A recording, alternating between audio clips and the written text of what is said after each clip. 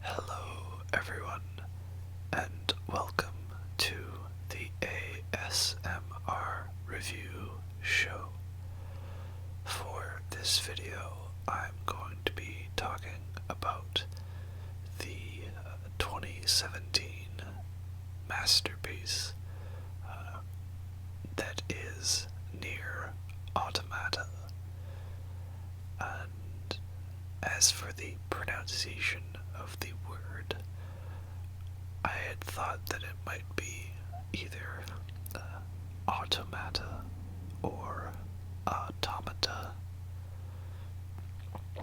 But if you listen to any interview with the creators, namely the lovable, eccentric Yoko Taro, he says automata.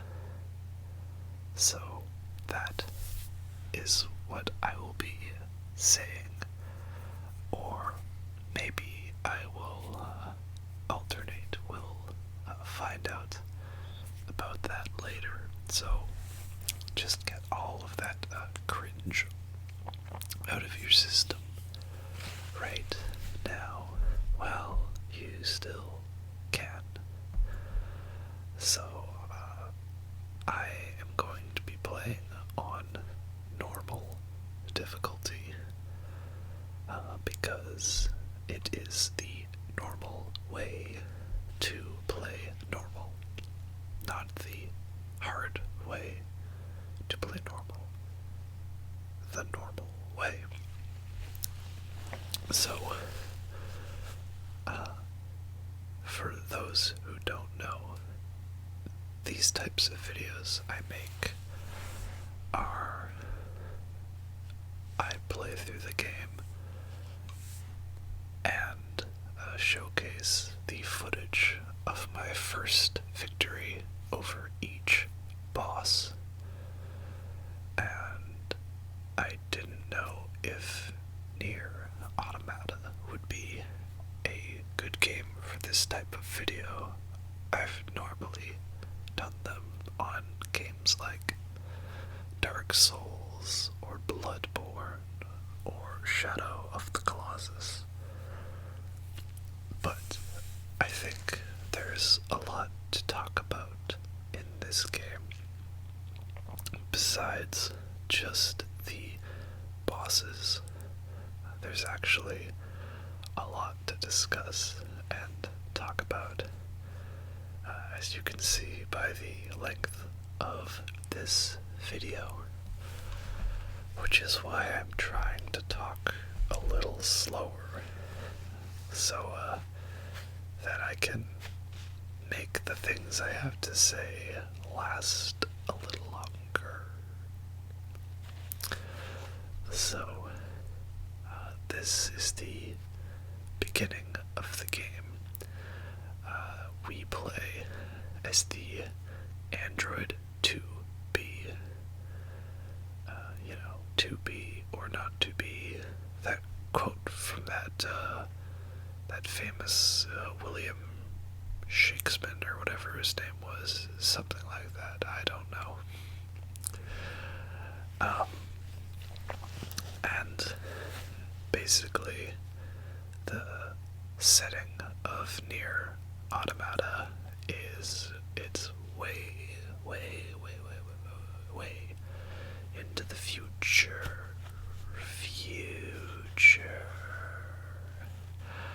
And machines created by an alien race have taken over the world, and these androids are fighting on behalf of humanity, who is hiding out in their last remnants on a lunar colony. So yeah, that's what this game is. It's from Platinum Games, who also did games like Metal Gear Rising, Revengeance, and I think maybe Bayonetta. lot of the bullet hell slash hack and slash shooter games sort of things. That is their style. And as you will see, Nier Automata follows along similar lines. So, as you can see, what happens is our character 2B, we are the last survivor, and now we have to complete our mission to take down a large enemy machine. So, the usual disclaimer I throw in is that this is not a perfect playthrough or strategy guide.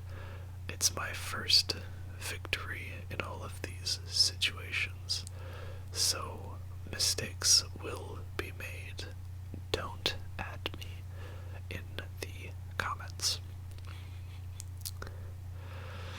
So, I'll also give a general view of the game throughout this video, but one thing I love about the gameplay of Nier Automata is that it's always very subtly teaching you new gameplay tricks and tips, and it's also subtly changing the way that you play, the way the game works, yet it is all similar enough that nothing is ever out of the ordinary.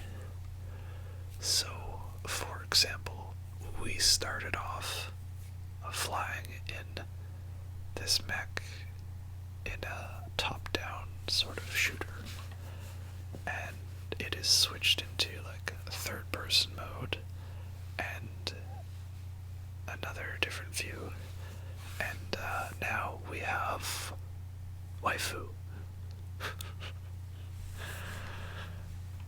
Oh, come on, y'all know it's true. So, this is to be awesome android slash French maid slash favorite cosplay of a lot of people. Now, I know what you're thinking. Why does this combat android have high heels and a French maid outfit? Well, to quote Yoko Taro, game director, he just really likes girls. That's it. There's nothing else to it. But if you are looking for something more in depth, okay, it's a Japanese game. That's just the style. If you can't handle that, then you should probably click away, because we only go further deeper down the rabbit hole. You know, it's like, why does a giant spider have a top half of a really attractive woman who's naked? Because it's a Japanese game. That's just the style. And hey, it's something interesting, right? We like things that are different and have unique looks. And this game certainly does.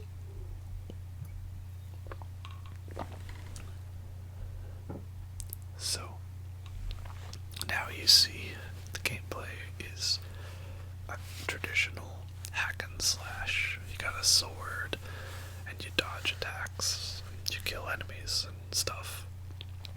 But also, you have a little pod who can shoot lasers and bullets, so you have a nice balance of ranged and melee combat. Fun fact that I somehow never realized until after I'd beaten the game, but the 1042 is voiced by D.C. Douglas, who voiced Legion in Mass Effect. And I always thought that, oh, he has a similar voice. I never thought it was literally the exact same voice actor. Like, that's pretty cool. So, yeah, this is all like the tutorial level. Shows you all the different mechanics of the games, and you gotta fight this giant saw. And it's a pretty nice intro to the game. It really ramps up the intensity of the combat. And I sort of regret not playing on hard. But also, I'm kind of okay that I went on normal. Like, I feel, since this is a genre I don't play that much, the jump from normal to hard could have been a little too much for me. And of course, this lovely fellow here is 9S. He is a support model and a hacker.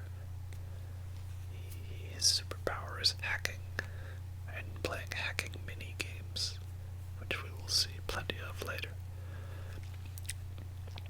So basically, you then explore the inside of the facility as 2B until we come to this totally not ominous, not suspicious looking bridge stretching into infinity.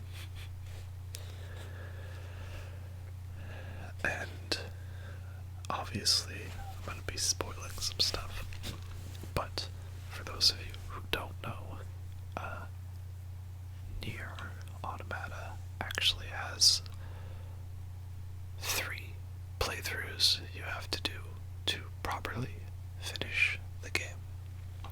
The first playthrough is as 2B. The second playthrough is as 9S. And in this second playthrough, you go through most of the same encounters you did as 2B, but from 9S's perspective.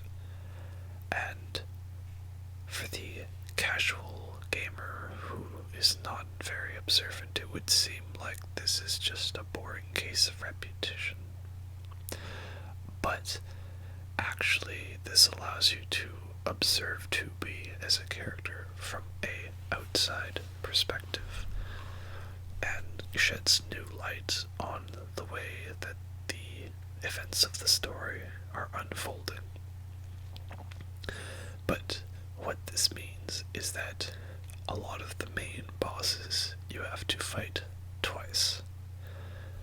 So, what I have attempted to do for clarity's sake, and to avoid too much repetition in this video, I've attempted to combine the footage of the 2B fight and the 9S fight in the appropriate areas to give you this sort of fused perspective, if you can call it that.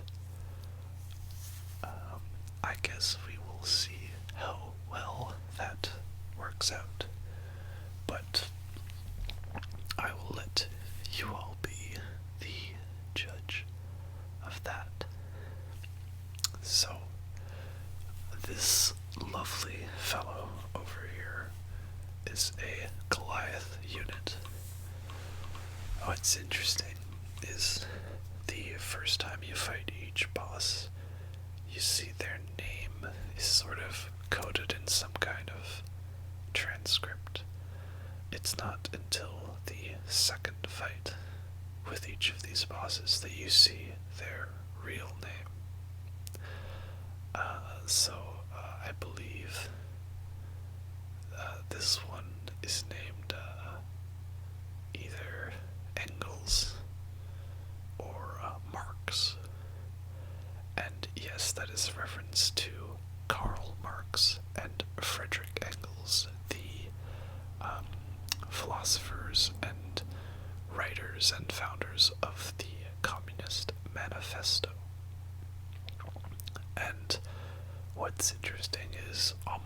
every boss has a name that is taken from a philosopher or sort of classical thinker.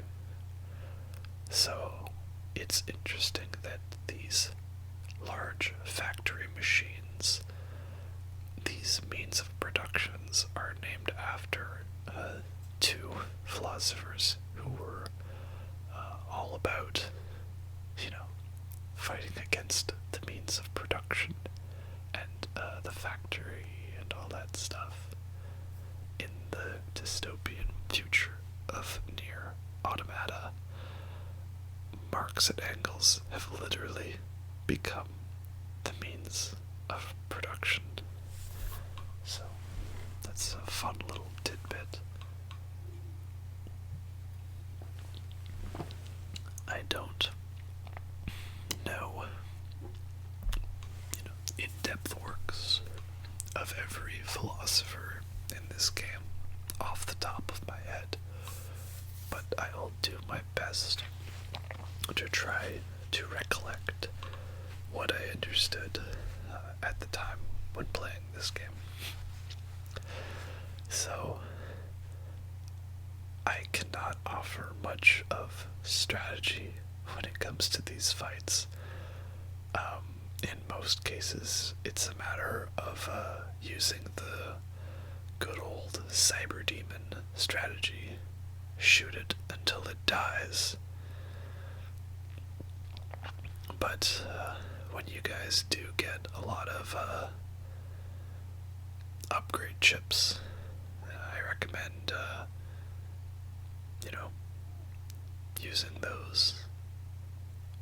Particularly good upgrade chip is some of the auto heal ones and the chips that let you recover health from damaging enemies. You essentially break the combat if you plug in a bunch of healing chips. It's pretty nice. But then again, would it have been more tough if I had played on hard and I didn't have the lock-on feature? Maybe.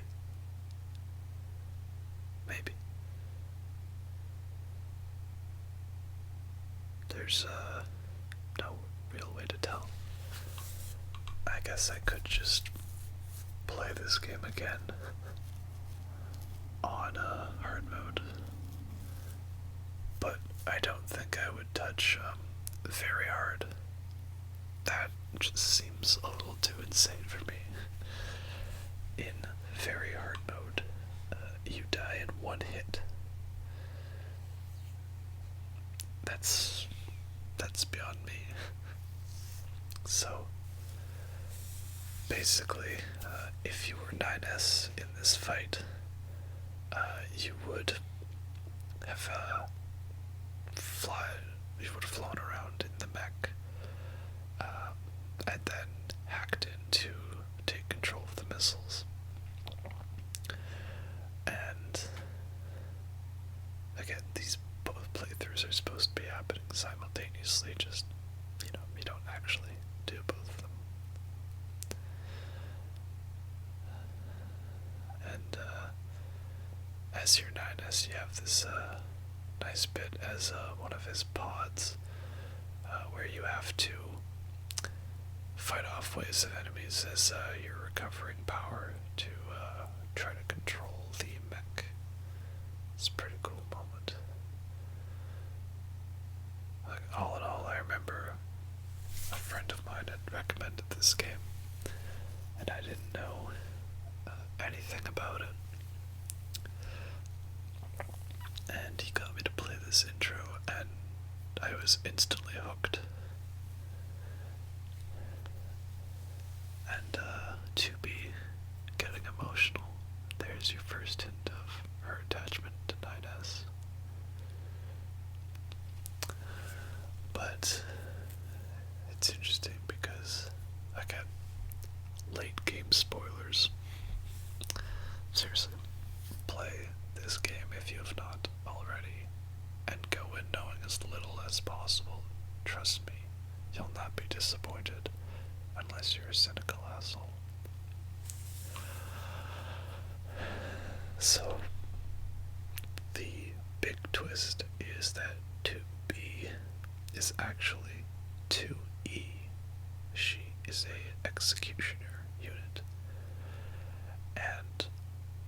responsibility is to watch over 9S, because his model number, his type, usually always eventually discovers the truth that humanity has been long dead, and all the messages from the moon server are pre-recorded.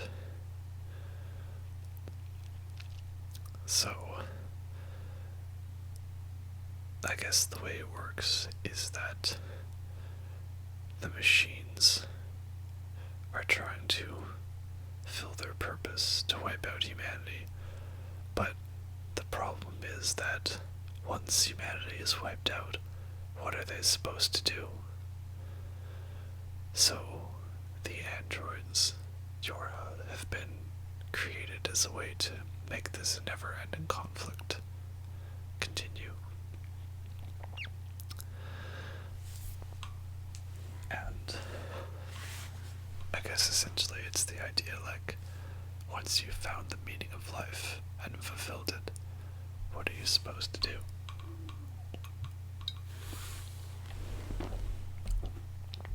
So, 2B is actually 2E, and I guess she's killed 9S many times over before, and she's grown very attached to him, and therefore, when he doesn't know, she's actually very secretly emotional about being attached to him. So, her sort of showing that sign of getting emotional, that's kind of your first hint.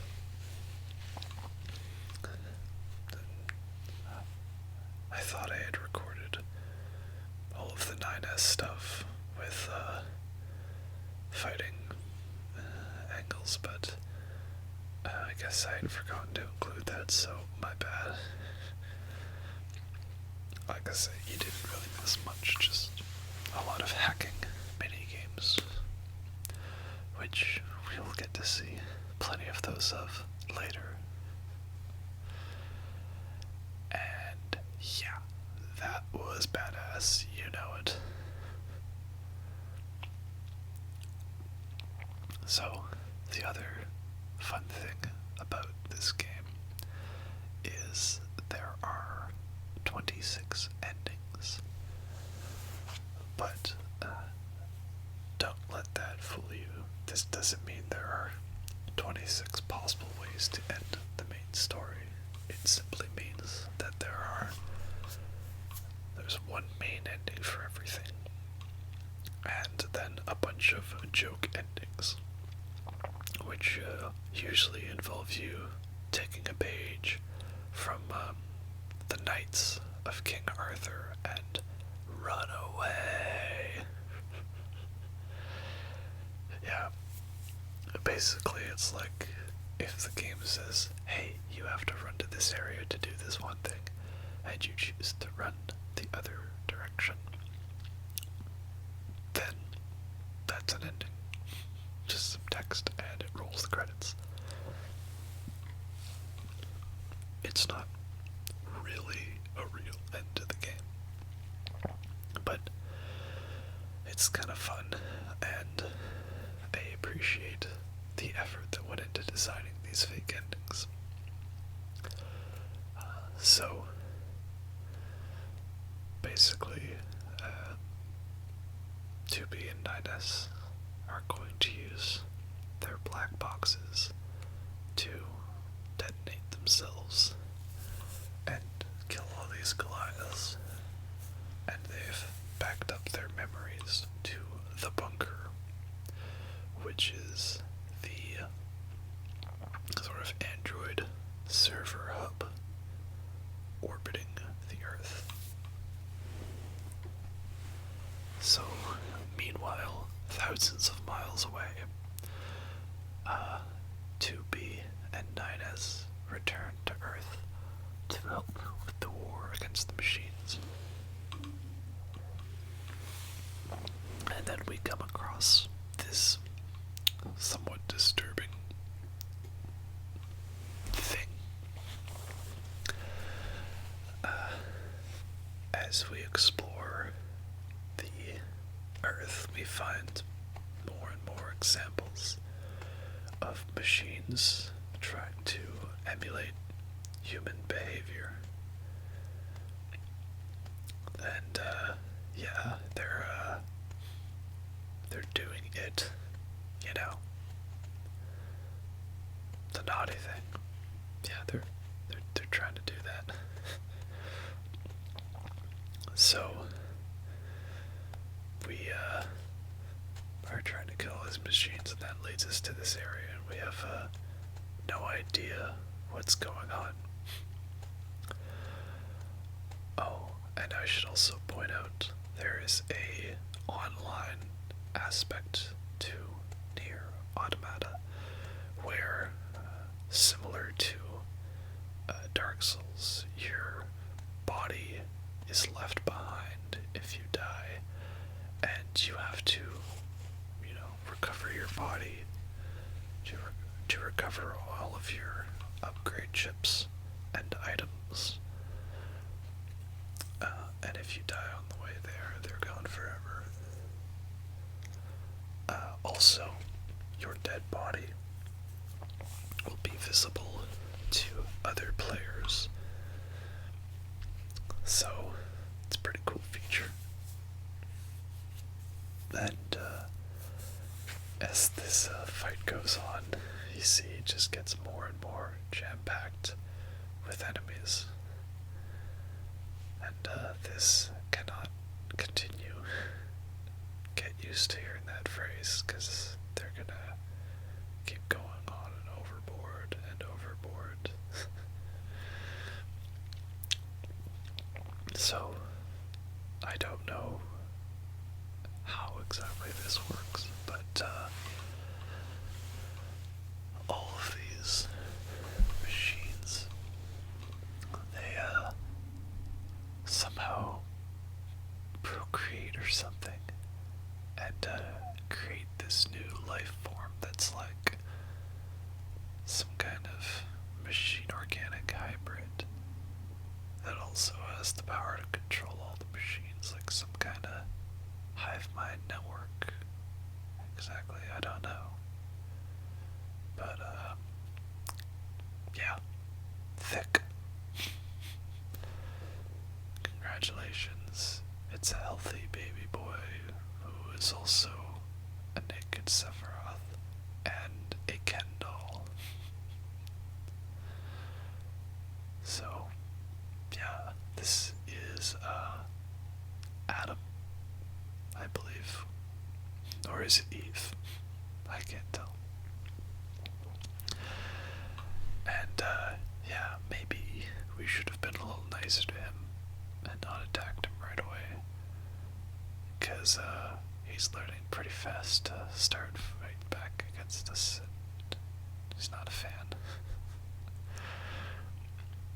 So, yeah, these machines have somehow given birth to, Adam and Eve. Pretty obvious reference. Because they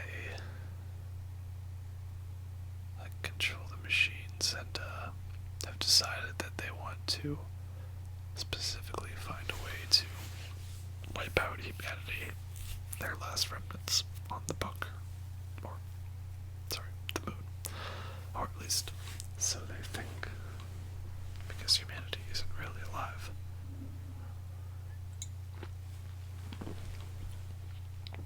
It's a whole bunch of plot twists and betrayals and randomness.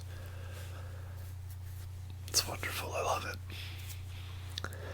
And I like the mechanic in this fight where he's slowly leveling up as you whittle his health down. It's nice because, conceptually, he's increasing his knowledge and awareness of his surroundings. And then, gameplay-wise, his level thus making him tougher and giving him more abilities. So it's a pretty cool way to design a fight. It just increasingly ramps up in complexity. So what you can do with the bodies is, if you pray for someone, you will gain a little bit of experience, money, and the temporary effect of some of their chips that they had equipped. And also, for that player, they will be healed to full health. So, praying for someone could potentially help them stay alive long enough to recover their body. And you'll see, despite the fact that we stabbed him pretty brutally with some swords, it did not have the desired effect. Instead, it was like Hydra. Cut off one head, and two more will sprout. So, yeah. I think it's something to do with the fact that they're connected to the machine network, and the machine network is still intact, and therefore they are still. Maybe. I don't know. But there's a lot of yelling and screeching. Because again, in case you didn't realize, this is an anime. So, get this nice little bit of running away. But despite all this, you can actually come back here and everything's perfectly intact still. So, I don't know. But it's a nice place to come back to once you're a high level, because it continuously spawns like level 30 enemies. So, really great if you need to farm for certain items or XP. And 9S doesn't have too much different, at least what I felt like included. It's just the usual battles and fights. So, meanwhile, thousands of miles away, 2B and 9S are supposed to go to this amusement park and rescue some captured androids. Now, I don't know what happens if you don't attack the tank. I think you have a choice, but 9S says, hey, attack it, so I did. It's interesting because going through this area for the first time, all the machines are passive and they don't attack you, and you can just go up and talk to them, and it's your first indication that all is not how it may seem. So, this is a fight that you'll end up doing later on as well as A2. And I think you can hack the tank to get massive damage when you're 9S. I also sometimes, as A2, had a prompt to like open that top hatch, but I'm not sure what the trigger for that event is. But in any case, it's a fun little fight. This amusement park is really unique. It just sort of hits you with this unexpected architecture and look that you weren't necessarily expecting from the style of the game so far. I also did not know going in that this game is open world, which was a little disappointing because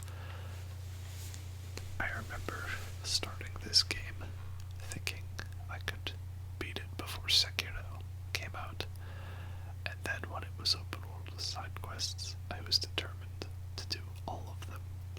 So, yeah, that's another reason why Sekiro took so long to make. I was too busy finishing all the side quests in Nier Automata. But it was worth it, trust me.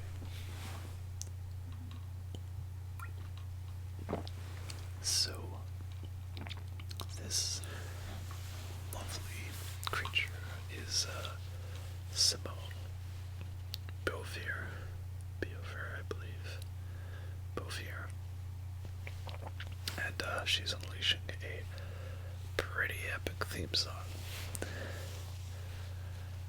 And yeah, so she's named after a philosopher who was all about like the nature of constructed beauty or something like that. Pretty relevant to her character, who she is.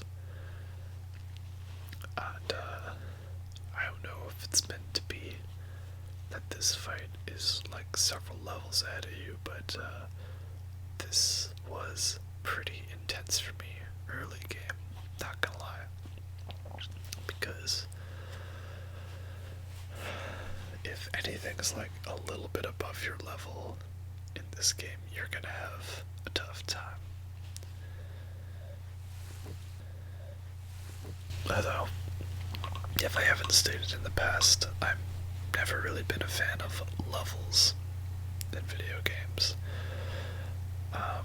Because essentially you can fight like 100 of a certain enemy and it's level 1, so you clear it with ease, and then literally that exact same enemy comes along, but because he has a level 100 next to him, that automatically means he kills you in one hit, even though there's nothing different about him, he just has a level.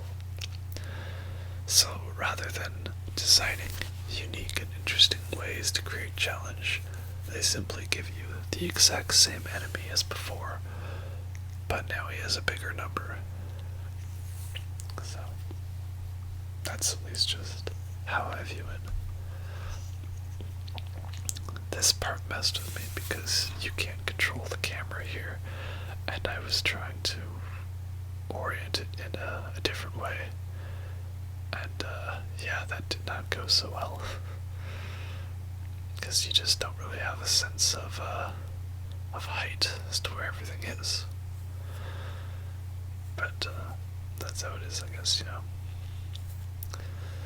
See, it's the little details like that that make me like this game a lot.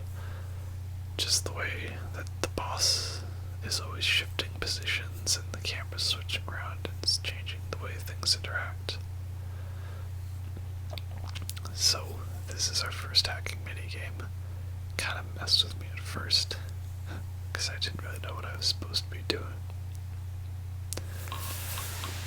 And this is something that you only see in 9S's perspective, but basically the robot with the top hat is Jean-Paul Sartre, famous existentialist. And Simone, we see her quest on trying to become more beautiful by adding adornments to herself. And yeah, this is some nightmare fuel, am I right? Basically, these dead androids are victims of Simone, because she's like trying to use all their different body parts to add to herself to become more beautiful. And so in this fight you have to dodge all of the lasers and beams from them. Otherwise, you get hacked, and if you fail the hack, you take large damage. And then, of course, if you haven't noticed, again, I've alternated between different perspectives of 9S and 2B, just to keep things interesting and fresh. See, some may find the second playthrough a little extraneous because why play through the exact same situation, but just as a different character, right? What does it change if it's the same events? And the important thing with that is that the whole thing is a big clue that it's not 9S who is watching over and supervising 2B, it is 2B who is watching over and supporting 9S. Because again, she's the secret executioner model to stop him from discovering too much, or at least ending his existence when he does discover too much. And then it just gives you extra details about each boss. Again, these flashbacks to Simone's story don't occur the first time you fight her. So, at first you may see a crazed monster that is desecrated corpses and other living creatures. But the second playthrough, you understand why it has done this. Because Simone is obsessed with the human concept of beauty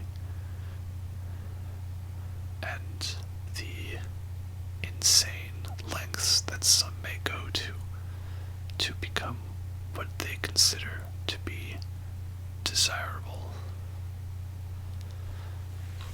But this thing attacked us, so we have to attack it and put it out of its misery.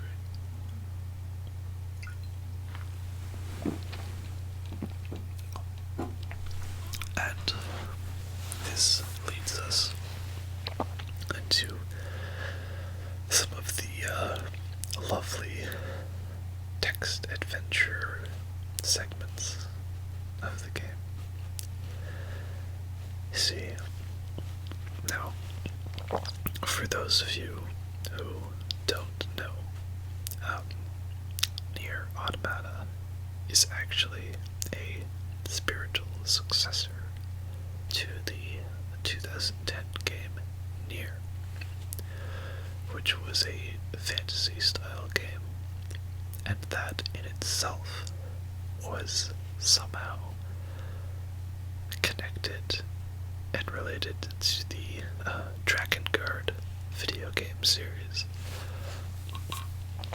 So, if you're a fan of Dragon Guard and Nier, then Nier Automata is like all connected. Kind of like,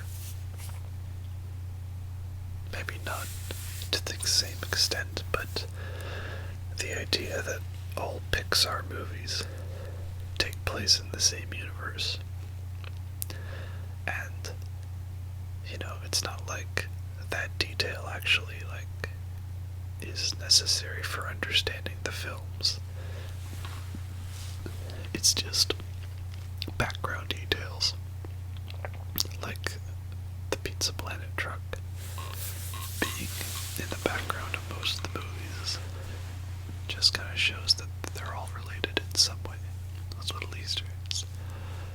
But the point I'm trying to get to, and that I'm also tracking out to keep things interesting, is that I guess Nier had a lot of text adventure type segments where there was lots of text to read, and since there was such negative feedback to it, Yoko Taro decided, well, I guess I have to put them in the next game. And so, yeah, just a lot of text. about Simone and her obsession with becoming beautiful. It's pretty lovely stuff. So, meanwhile, thousands of miles away, this is the machine village where the leader, Pascal, again, another famous thinker, leads a pacifist cult, gathering group, whatever, of machines who do not want to fight. And we decide to help these machines out because, hey, maybe if we make peace with these ones that don't want to fight, then we might discover more about everything. So, after you've helped out Pascal, there's a large Goliath unit that attacks the Yora headquarters.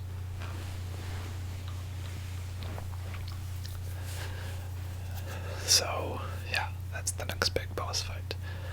And definitely recommend that you experiment and ask around.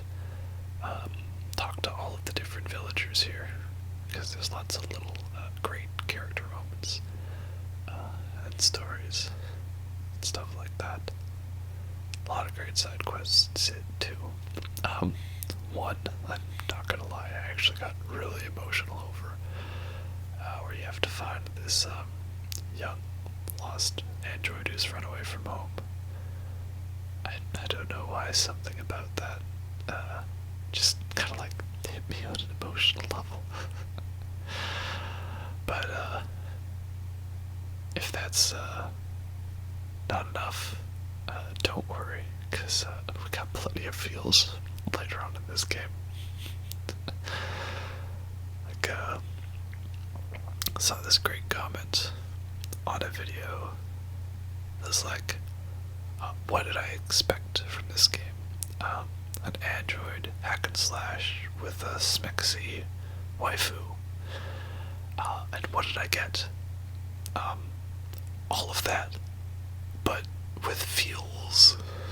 All the feels. So, this is a really great part because, for one, this is all done in-game of you running to the location you need to be. You traversing the land. Alright, the game doesn't hold your hand this way, you're just simply expected, like, hey, you should know this area by now. So, now you have to figure out how to traverse it when everything's gone all, like, nuclear fallout apocalypse now, sort of. And one thing I was really impressed by is, I heard that, again, finding out this game was open world, right? And I was wondering, like, how many different areas there were going to be. And there's actually surprisingly not that much to the areas of this game. But to me, what was impressive was just how well they managed to cram so many different set-piece moments into this small environment. Like, I don't know, just, this isn't that big of a world map, and there's so much that happens in a tiny space, and yet it never got old or stale. They did a good job of making the most of what they had. Like this building, it's just the same one we started at when we first arrived on Earth. And we've just essentially climbed right back up it to fight a boss at the top. Another Goliath unit, of course. one member of the means of production. And I don't know if you were supposed to fight this machine or just make a run for the flight units, but I thought, hey, there's a health bar. Until the game literally stops me from fighting this, I'm gonna continue to do so.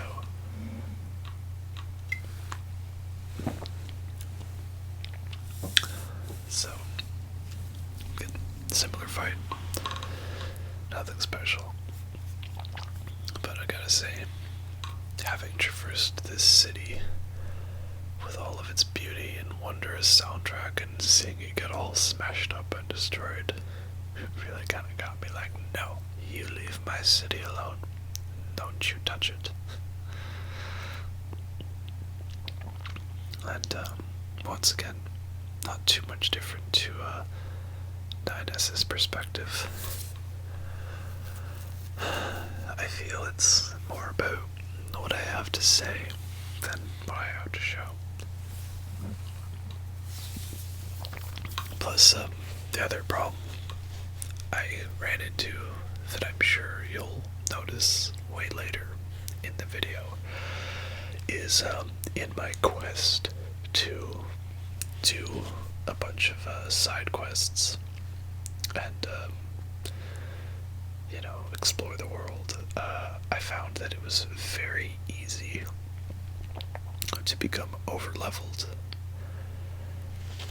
and I don't know if it does it in hard mode, but on normal there's no enemy scaling, or at least I just didn't have that feature turned on. And so that meant that it soon became very apparent that I was way over-leveled for some of the boss fights. Some of them I actually had to tone it down and go easy on. Otherwise the fight would have been over in like a few seconds. So that's why I say with this video it's going to be a little different from my usual style, in that the focus of my commentary is not necessarily going to be talking about the fight itself as it is about the story and the characters and the game and the philosophy. And I'm sure even with 3.5 hours to talk about it, I'll still probably sometime later realize that I forgot some stuff. And here's the first big sort of new plot twist info is this giant crater forms in the city, and we get a signal matching that of the aliens. The aliens that we have not seen in such a long time. They have been detected again, and it's going to be our job to investigate beneath the surface.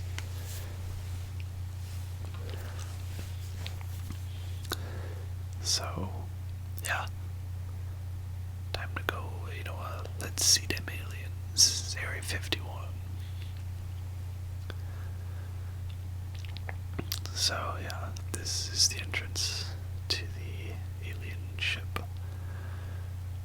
I mean, as soon as you enter this, I kind of figured, yep, we're in some kind of weird zone now, aren't we? But, another thing I liked is that I never felt any of the levels were overly long. Like, you fight a quick little battle to get into this area, and then that's it, you're in, and here's the next story beat. Like, nothing was ever drawn out for the sake of drawing it out. And here we see that there there's all a bunch of dead aliens. That's what they look like, apparently. And that's a bunch of destroyed alien ships. Because, yeah, aliens have been dead.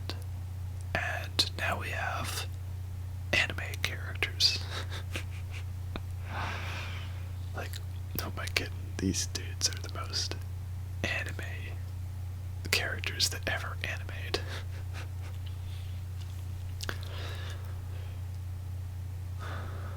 What's funny is that I tried dodging for the longest time, I think, on this fight, not knowing if you actually had to attack or if I was supposed to listen.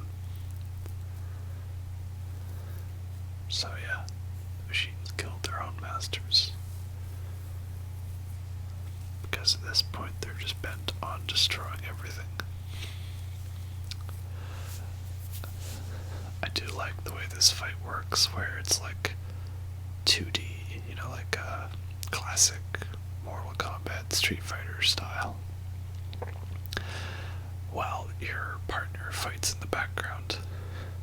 But the only annoying thing for me is that I wanted so much to pay attention to the dialogue, and I'm also fighting for my life.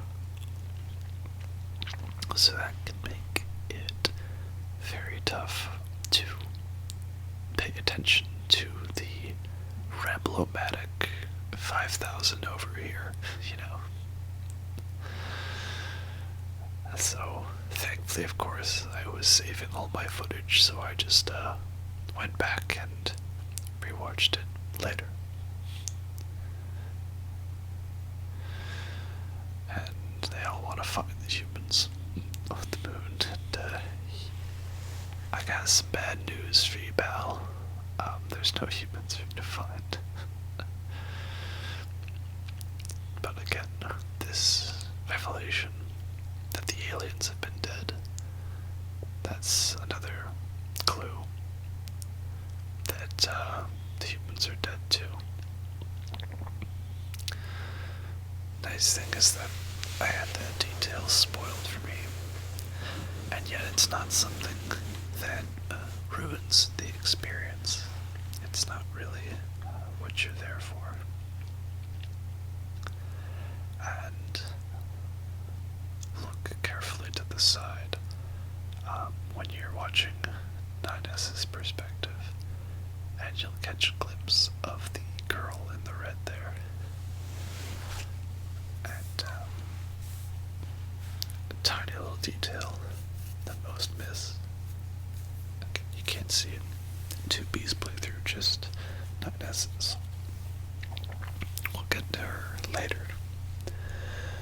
But it's now thousands of miles away.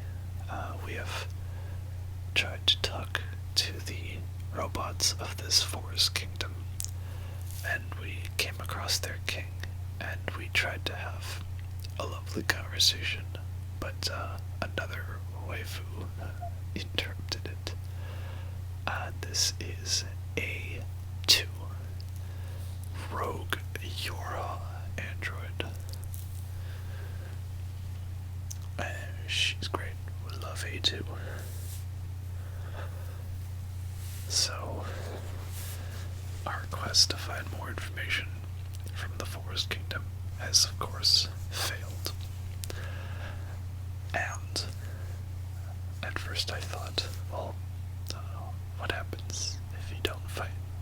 Like, do you get anything for not doing anything? But unfortunately, 9S decided that he had other plans of his own to take care of. And this was the kind of cool thing, because I knew going in that A2 is who you would play as in the third playthrough. And this is your only encounter with her for all of playthrough A and B, so it got me really excited to see, you know, what you were going to do as her, what it was going to change each with their story perspective. And again, all you need to do for chips is get the chip that heals you if your health goes too low, and get the one that slows down time when you do a perfect dodge.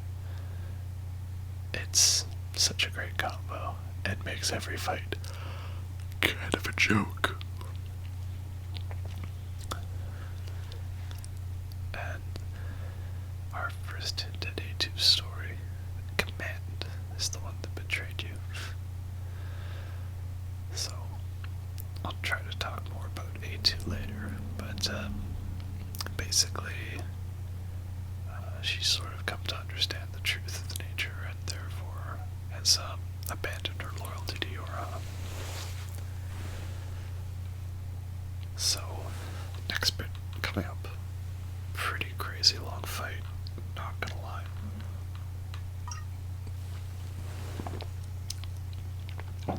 It starts off as your normal flight escort mission, and then spirals into some kind of crazy Cthulhu monster thingy.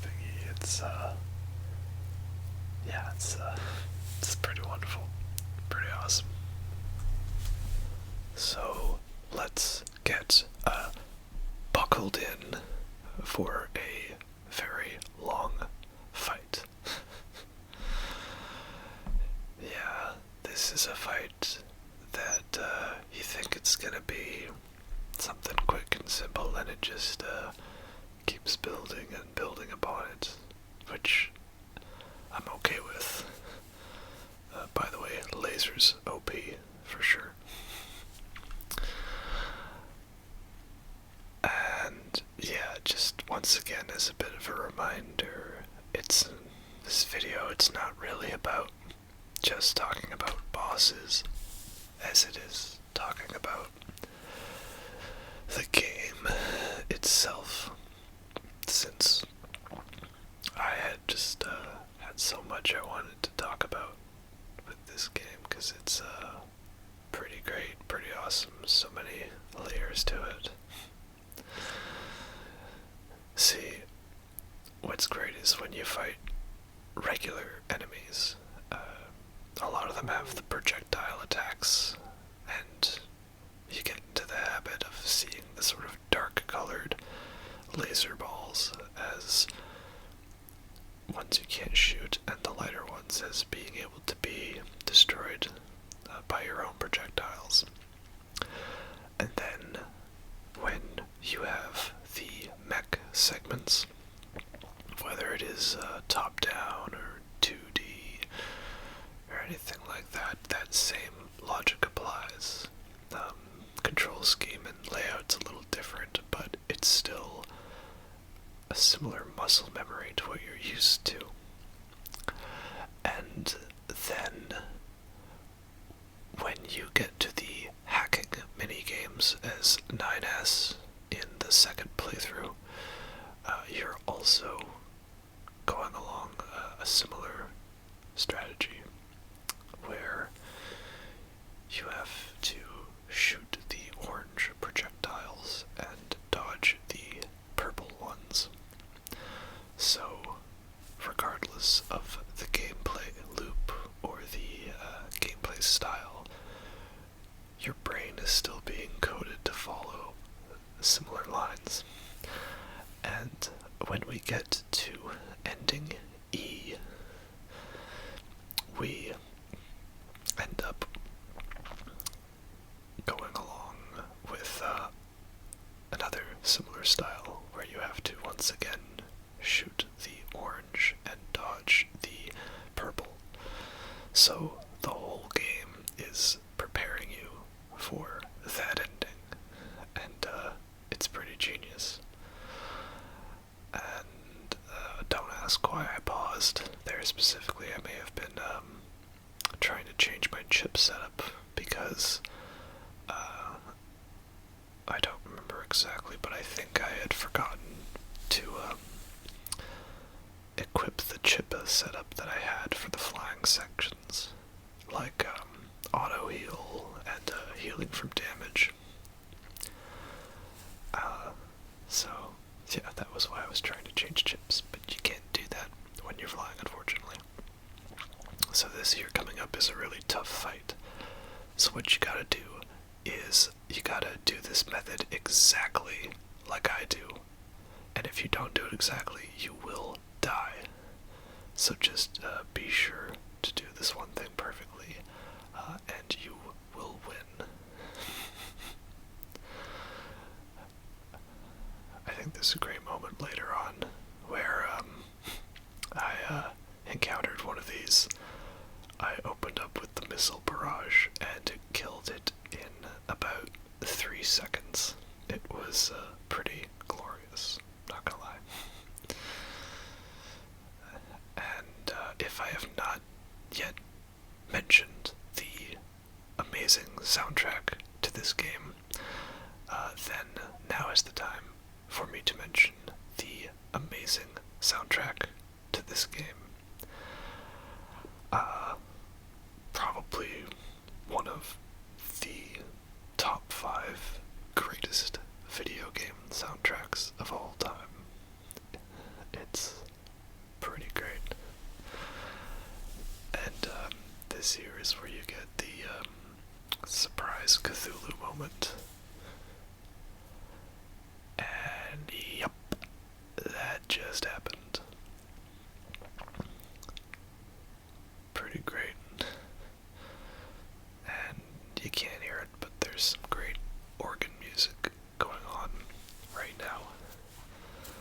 So, this thing is, Grün, if I recall correctly.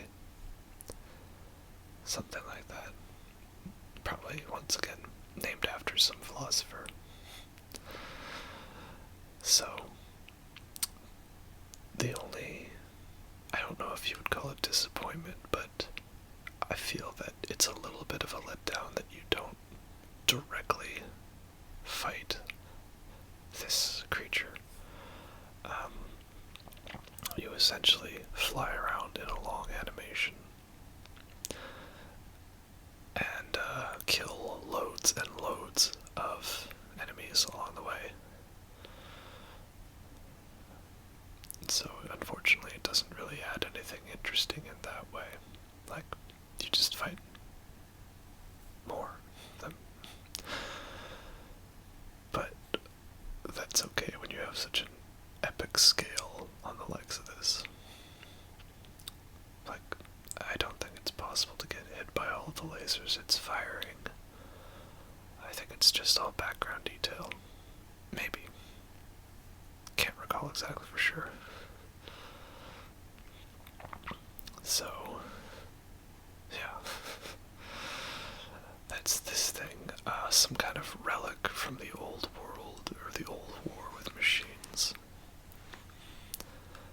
Or something along those lines. Yeah, a lone sighting 320 years ago. And the whole thing is you have to stop it from getting to shore, because it will unleash a giant EMP. And is it just me, or you'll see once this thing rises out of the water and stands upright, but doesn't it kind of remind you of that one animated show, Cyber 6? Do y'all remember that show, Cyber 6? Where the main character kind of looked like Carmen Sandiego, but darker, and her sidekick was a Black Panther, but not the Black Panther, like a panther that's a Black Panther. And then she was also like pretending to be like a teacher at the school during the day, but like a guy teacher. And it was pretty risque for like some kind of 90s animated show to have something like that, because it wasn't really common then. And yeah, and then it wasn't a long show, it was pretty short-lived, but it had like this bit where the main bad guy like summons this giant like tentacruel looking monster, and it's walking out of the ocean, and it's supposed to like go to the center of town and explode, but instead he's like redirecting it to kill his father's facility or something like that. I'm not sure, but it's been a while since I watched it, but I always remember that show. Even I had to relook it up for the longest time.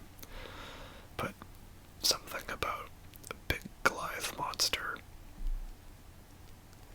coming out of the ocean and we have to stop it. It just makes me think of Cyber 6. Let me know if you ever watch that show. So, unfortunately, the Ripley strategy of taking off and nuking it from orbit did not work.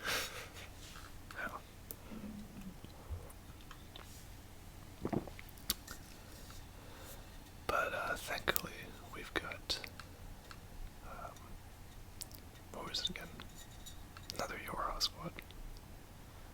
4B. Yeah. I think the only thing this game needed more of was more Jackass. The awesome pyromaniac explosives craze. She's fantastic.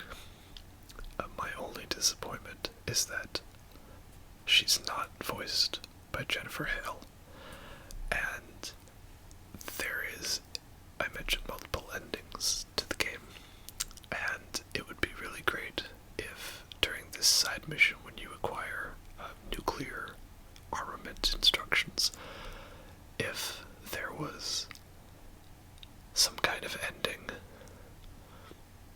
where if you gave the nuclear manual to Jackass, it was an ending because she ended up blowing up the entire world.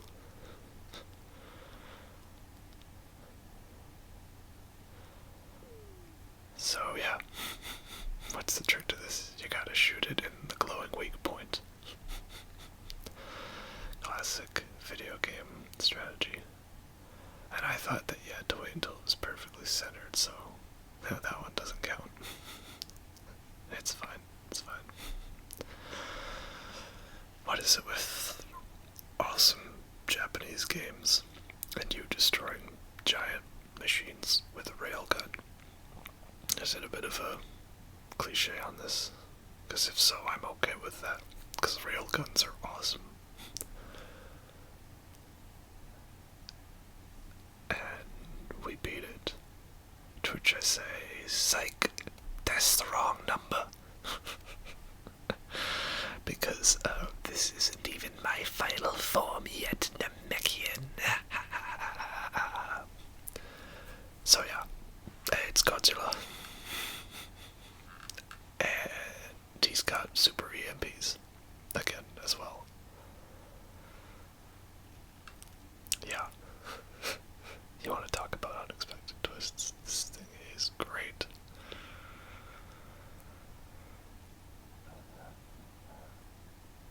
And I'm not exactly sure how this works. Like, they managed to get into those things pretty quickly, and Pascal was there pretty quick, but hey, I ain't complaining. So, yeah.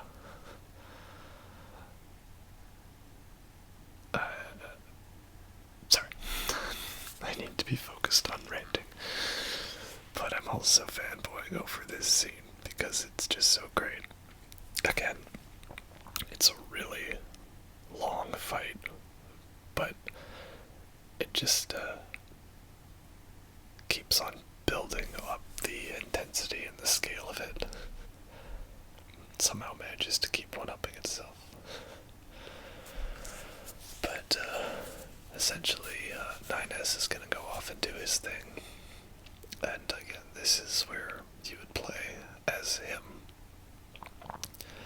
if you were playing as 9S. It's really more flight unit segments and stuff like that. Nothing too special. If you really want to see the difference yourself.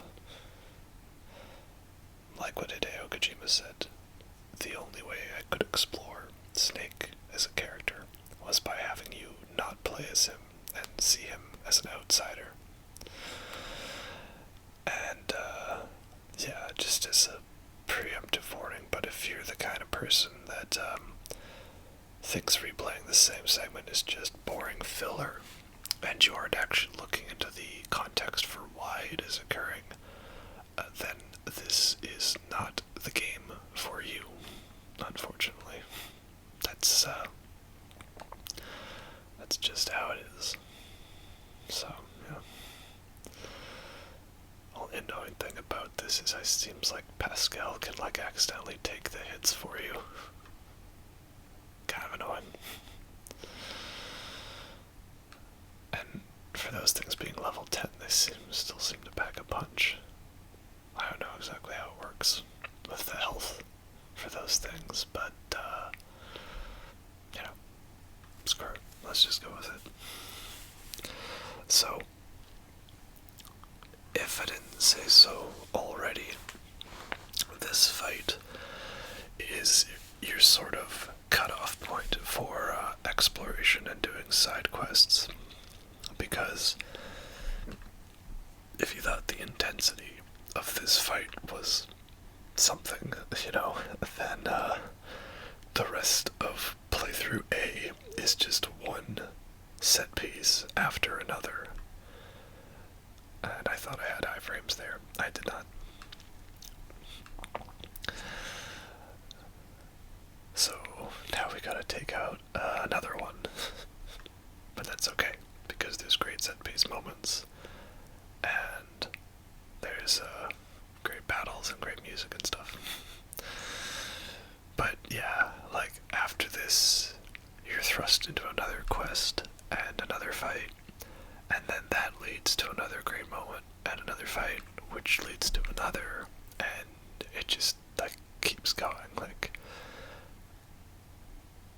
it's kind of one of those stretches of gameplay where you kind of have to play the whole thing as one. You can't just play a little bit and stop.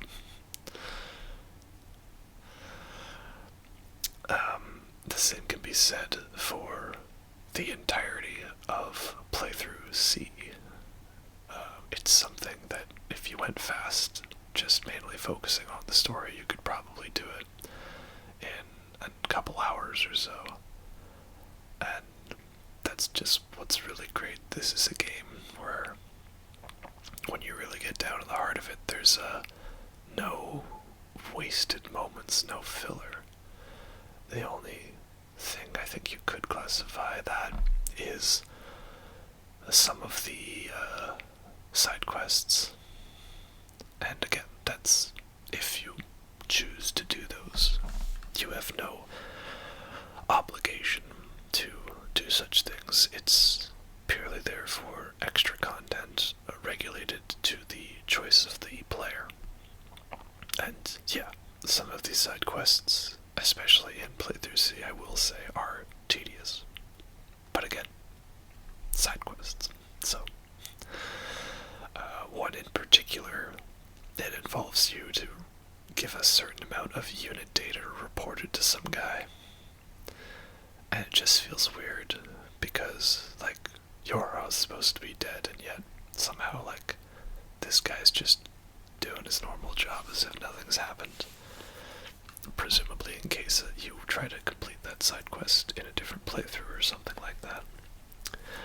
And to do it, you have to get, like, 95% unit data, and doing that requires you to encounter, like, several rare machines, some of which only spawn by partial chance in, like, one area of the game.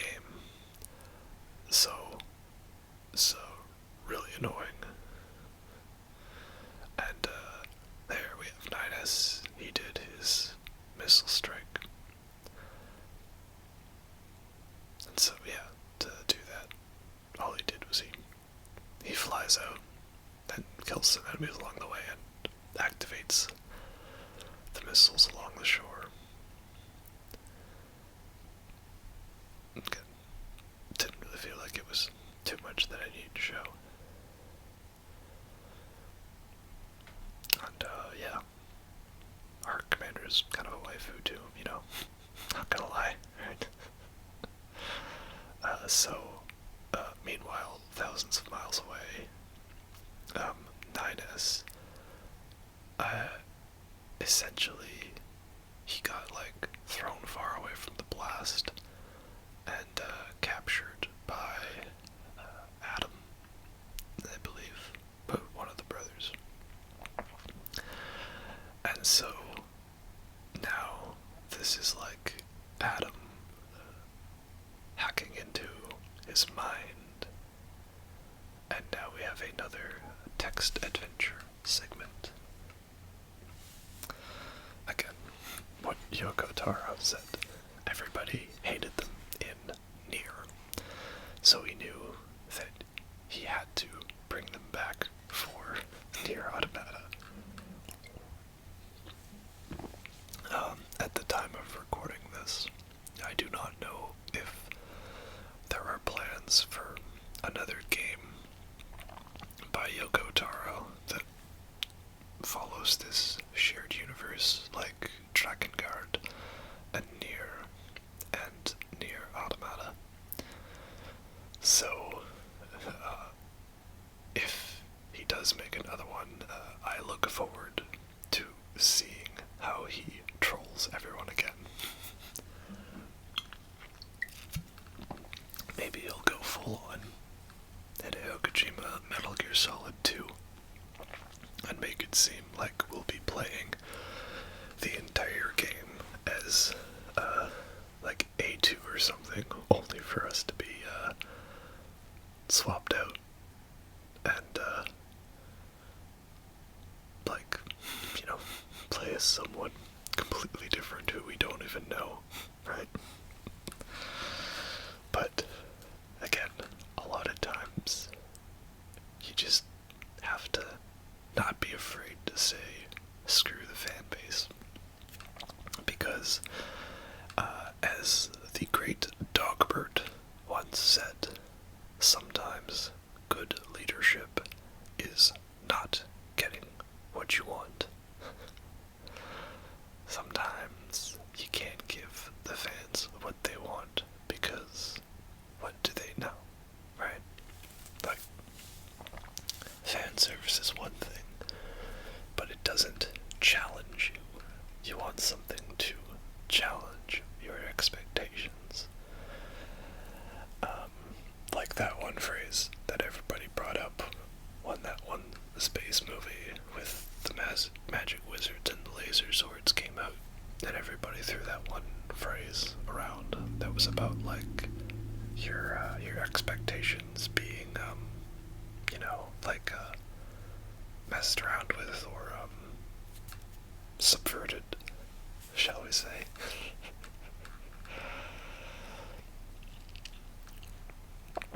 But yeah, 9S, he's kind of like, I guess, hooked up to the machine network now, and looking into all these things that machines have tried to do, like their endeavors into different, like, political systems, governments, and philosophies.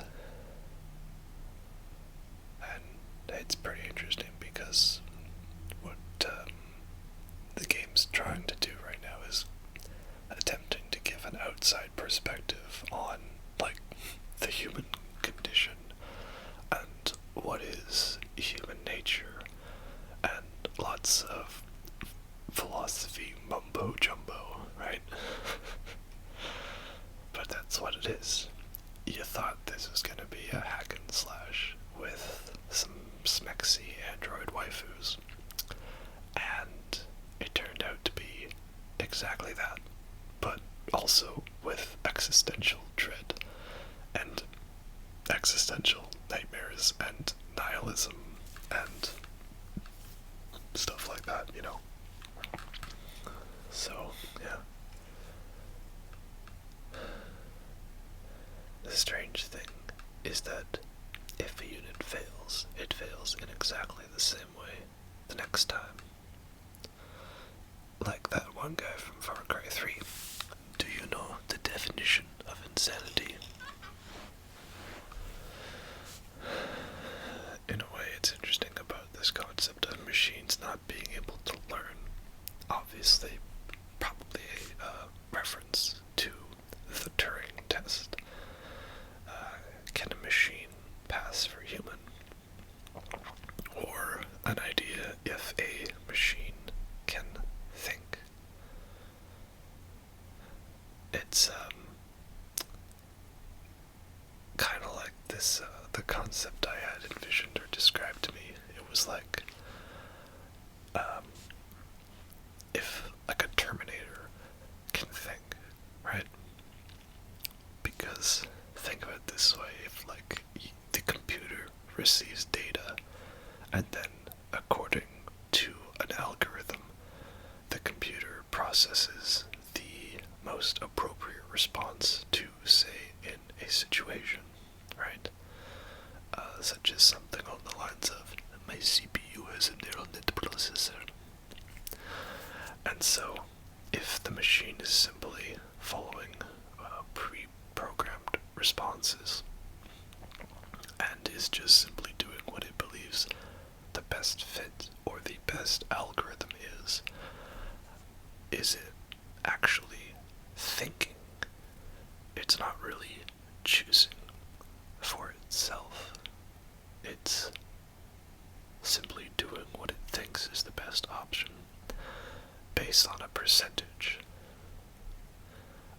We could liken this to the character of Joy in Blade Runner 2049. Potential spoilers for that movie inbound. Because the idea of Joy is she is a, like, girlfriend program bot, or just, partner bot, whatever you want. I'm sure if you wanted her to be a guy, they probably have a model for that too. We're just following the main character who wants his girlfriend to look like Ana de Armas. So, makes sense, right? Pretty logical choice. And the thing is anytime Joy is trying to be the best she can for him, is she doing it because she actually loves him? Or is it just because that's what her programming is? So, for example, you should watch the intro to that movie when she first shows up. Oh, no, not yet. There's a line we'll talk about soon. But watch the first scene with her, and you'll see how she quickly is changing outfits, modes, and moods based on what she thinks is the best thing to do. She recommends a book. He says no. She instantly says she hates it and tries to dance.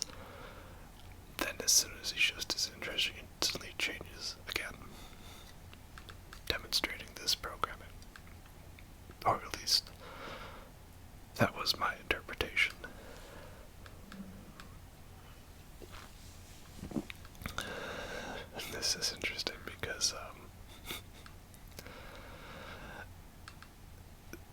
this is a very crucial moment for 9S, about his secret desires to, factorialize to be, if you know what I mean. And it's something we obviously knew, but to all you who wondered in the beginning, why does the combat android have to be waifu material? Why? Well, this is the reason why. That's your answer right there. Right? I don't think Yoko Taro was talking just to 9S there. I think he was also talking to the audience. It doesn't hold true for every anime out there, but a lot of the more nuanced philosophical ones, like Evangelion, that's definitely an important point, right? Like, why is a 14-year-old girl really attractive and naked in this show? Why? Because the main character should feel the desire, and you should understand their desire. Now, is them being 14 a little bad? Well, yeah, kind of, but that's a conversation for another day. So, the main idea is that while that whole hacking bit is going on, 2B has searched for 9S and found this copied city, which once again has a fantastic soundtrack. And so the idea here is that Adam, looking like even more of an anime character now, as if it was not obvious enough already, he's trying to find some way to imitate humanity, because even though humans are their enemy, he's still charmed by their complexity, and in his attempt to understand his enemy, he has tried to create something along the lines of them. And you want to talk about subverting expectations, this place definitely does. Because you go down an elevator and all of a sudden you're in this amazing place. And also, I was pretty terrified going through, not gonna lie, because there's so many dead bodies all around the area. Like, not just this obvious boss room, but just the entire place. Once again, though, I didn't notice most of this dialogue because I was too focused on, I want to save 9S. But he wants the essence of humanity.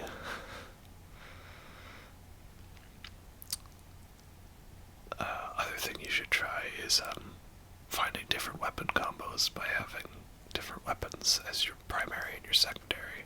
It sort of switches things up a bit. It's pretty cool. There's a lot of combat combos. And here's another moment where, as you see, I felt I was wrecking him a little fast, so I eased off on killing him. Also, I have never been able to confirm this. If somebody who has made it this far into the video could confirm, please, but did they lip sync the dialogue to the Japanese voices, and then the English dub was added afterwards? And that's why it doesn't perfectly line up. Kind of like Akira. If you know, you could confirm. Because I feel like watching the English dub, it's slightly off, but I'm thinking maybe if it was specifically done to focus on the Japanese original audio, then that could be why. It's not like a game changer or totally breaks it for me or anything, just a curious thing I noticed. Also, this is where you may have noticed that I started to fall in love with the bomb pod program. But here's the thing, I don't know if I do it later, but it's really great, is if you hold down the pod program and you have multiple pods, it actually charges all three of them to do a super version of your program. So you can make that bomb rain for like what seems like forever. It's great. Excuse my creaky joints. I'm a very fragile person. And once again, some crucifix religious imagery, because it's not something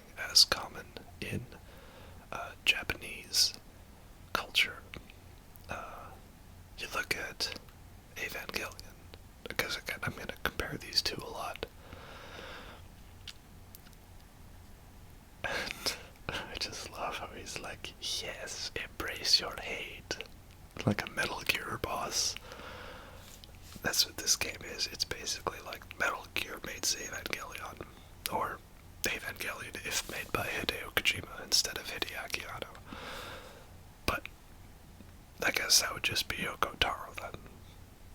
So what I'm saying is, Nier Automata is a game made by the person that made it. Or something like that. Anyway, the thing with Evangelion is that, yeah, the creators admit that a lot of the religious imagery was added because, quote, it looks cool, unquote. And that's because in the 90s you didn't see much of the Western Christian imagery in Japanese culture, so it was a unique identifier. And yeah, I feel like Nier Automata kind of follows tradition of that.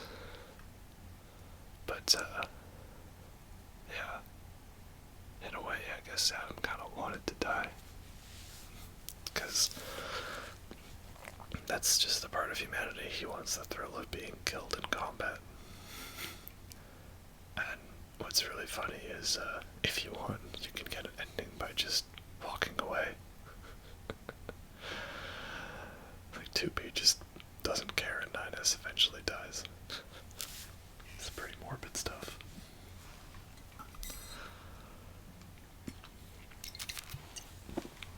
And again, this ties into the themes of identity, because we'll get to it a bit later in the next fight, but could you just restore 9S from his data from the bunker? Well, yeah, I guess you could. So, now a lot of time and events have passed before this next fight. But basically, 2B decides to help Pascal investigate this cult of machines and tries to make peace with them in the abandoned factory. Which, that was another detail that kind of blew my mind. I did not expect you to be able to go back to that area, or if so, I didn't realize you could actually just take a quick stroll to it. And what happens is you go to this machine cult, their leader is dead, and they kind of go insane and turn into this, like, suicide cult. There's a lot of machine Sudoku in this game, not gonna lie. So, as 2B is fighting that boss, 9S, he is up in the bunker recovering. And he has this whole hacking bit here that's pretty elaborate. Which, as he says, I've been keeping an eye on you. I'm gonna shut off power to the factory now. And, thing is at this part you can see I only had, 1 health left. Because you can only take 3 hits in the hacking segments before you die and have to start again. So, I was a little bit, paranoid in walking into this giant area and being literally 1 hit from death. But a lot of people hate on the hacking mini games as being like pointless contrived filler, but I like how elaborate they got, because you have like simplistic versions when you just hack enemies, but also you can get, again, like, pretty elaborate and do a lot of really cool things with them, since it's just simple 2-bit stuff. And there's my dodge skills going full-blown awesomeness there. So yeah, I like the hacking segments. They're a fun way to mix up the gameplay style. But 9S manages to do that, and that allows us to help win the fight. And again, most of these fights here on out are going to be pretty quick breezes, walks in the park. Unfortunately, I think I've edited this a little improperly, But, it's spoiler alert, I win the fight. Right? That's why you're watching this. Forget what this one's called again. Like Ko-Shi Ro-Shi. No, that's later on in the tower. That's some philosopher's name of sorts, But, yeah, so the suicide cult is starts freaking out, and we realize that's because Eve, who again controls all the machines, has gone kind of a little crazy over the fact that Adam is dead.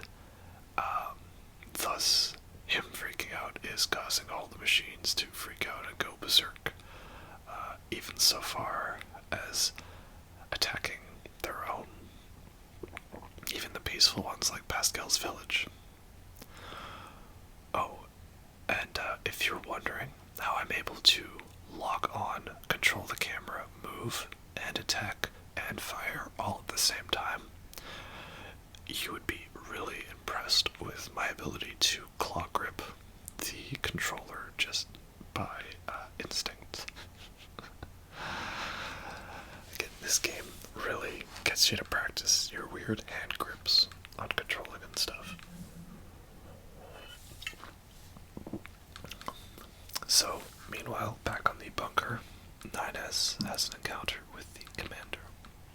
Oh, and shout out to my alien mask. See, 9S,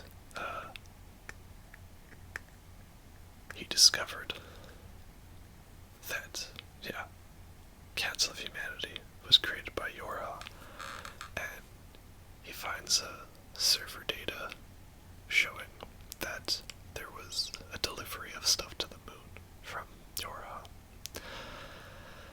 The moon is simply a dummy server set up in advance to motivate the androids. And why? Because, similar to the machines, the primary android programming is to defeat the enemy. And once they defeat the enemy, then what is there left to do? And why does the commander give 9S this? We need God we're dying for, right? Will people actually do the things they want if they know that there is no God for them to be praised by and worship? I don't know. That's a big question this game asks. And also, the commander knows that eventually 2B will kill 9S, because she is killed many times. Also, shout out to the red girl, if you saw her. Because, once again, we will learn that Yora in itself is a creation of the machines to create a perpetual war. So, 9S, he's now going down to help 2B in the fight. As he's on his way to help her, she is encountering a bunch of machines that are eating the, they're eating the resistance, basically. As Donkey said, he knew it. They are robot cannibals. It's pretty crazy stuff, right? Oh yeah, and here's where you have to do this exactly, and if you don't, you will fail this fight. That's how you do it. It's that simple.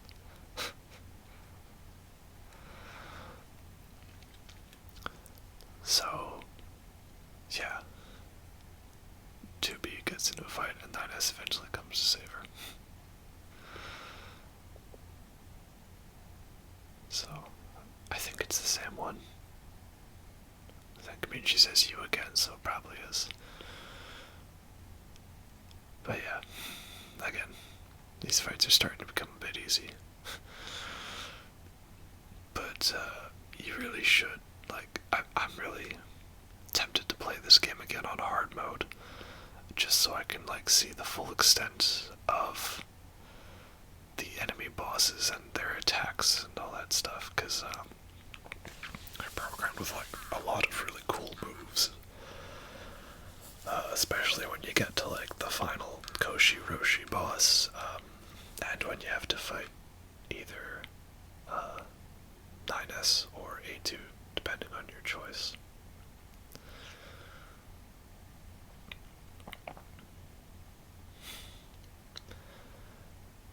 Yeah, proposal will kill the enemy, yes. Thank you. Very helpful tip. Interesting how you can also hear the machines are actually having vocal screams, because once again they're sort of like reenacting the emotion of Eve, who is suffering right now over the loss of Adam. Oh yeah, completely unrelated side note, but shout out to the approaching fall winter season for all of the nice dark malty beers.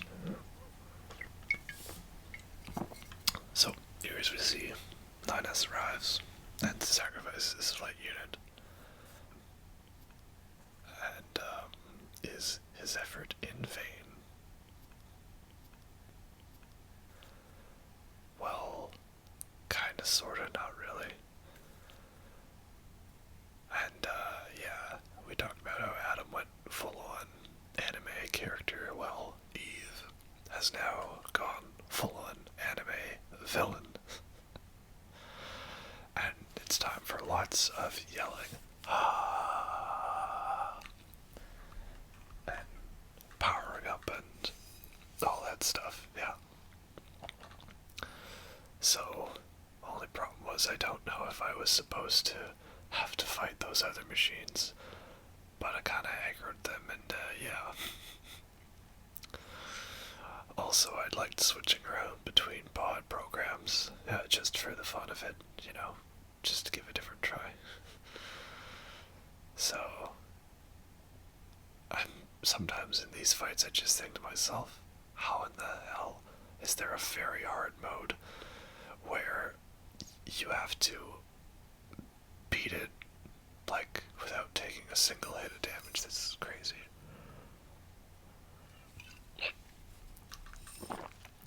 But yeah, somehow you can. I don't know. And again, sorry, I don't have too much to say about the strategy of the fight itself. It's more about the experience and the story and the lore. Other than that, my strategy is dodge everything and shoot everything. There's no hidden tactics or specifics when it comes down to all that. Though, it's interesting because you listen to the soundtrack and it's a very kind of tragic, sad sounding song. And that's because this should be tragic for you right now. Right? It's not meant to be like you killing an all-out evil bad guy. You should feel sympathy in that he's just gone kind of mad and crazy from us having to kill Adam. You know, it's not something you should really want to do, but you have to, because there's no real choice at this point.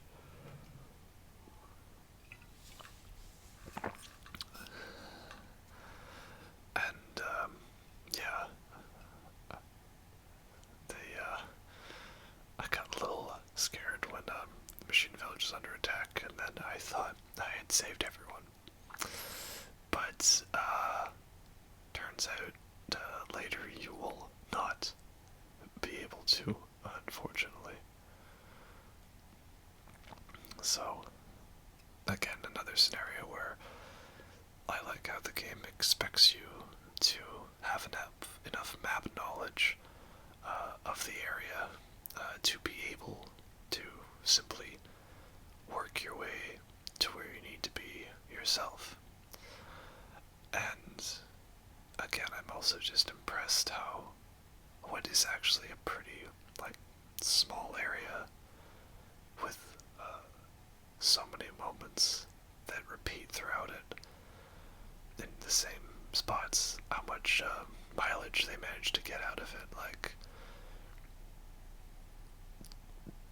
least to a certain extent, there wasn't really any wasted space. Everything was exactly where it needed to be. So, I really like that.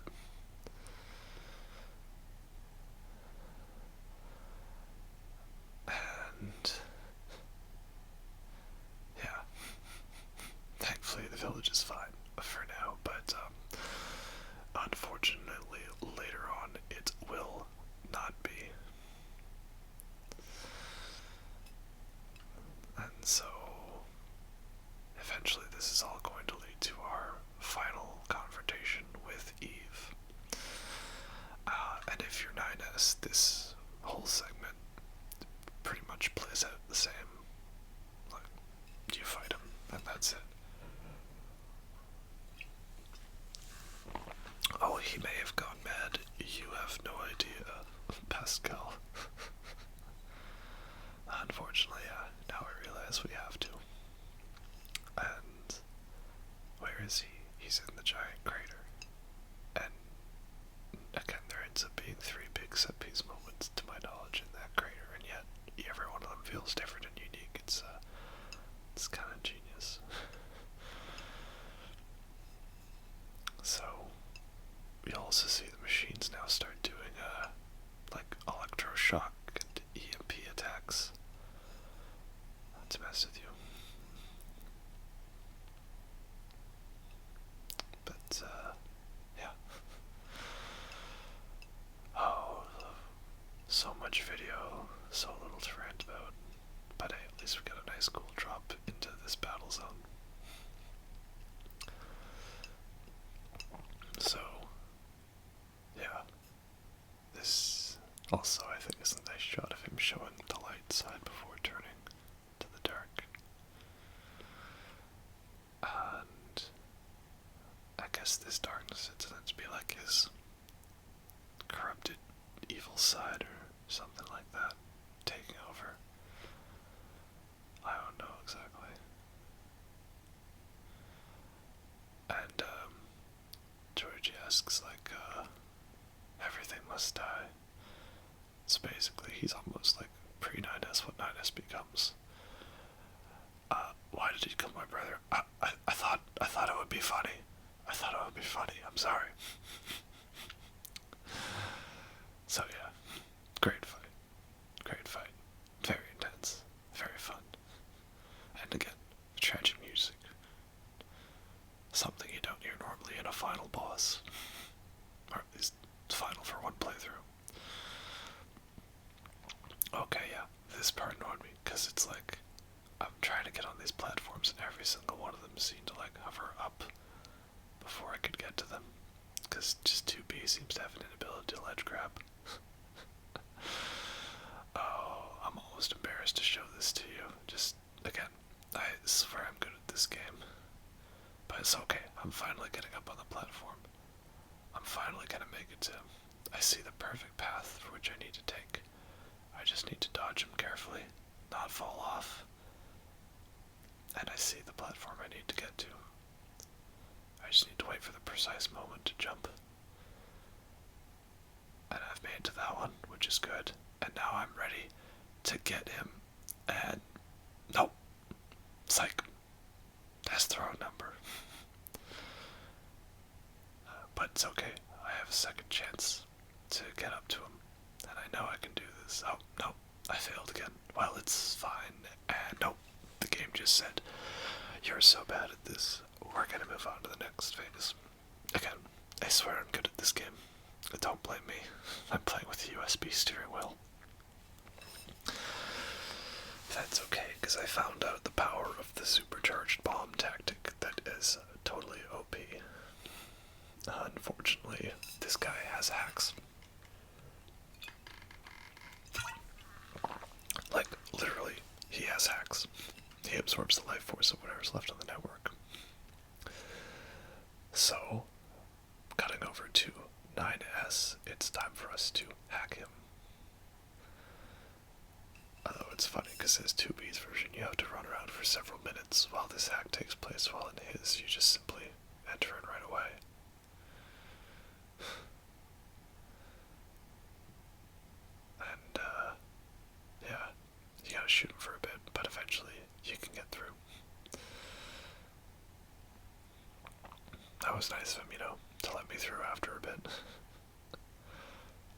also love all the 8-bit retro versions of the soundtrack that plays when you're hacking.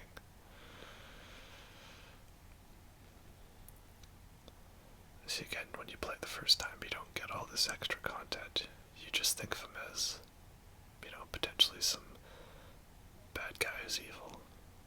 But you get more scenes of him interacting with Adam, them hanging out on some rooftop. And then you realize how much more tragic it is. Although, I'm not sure if there's any consequence to failing this segment, because as you see, I did die and I got reset to the exact same moment and didn't even have to, replay any section.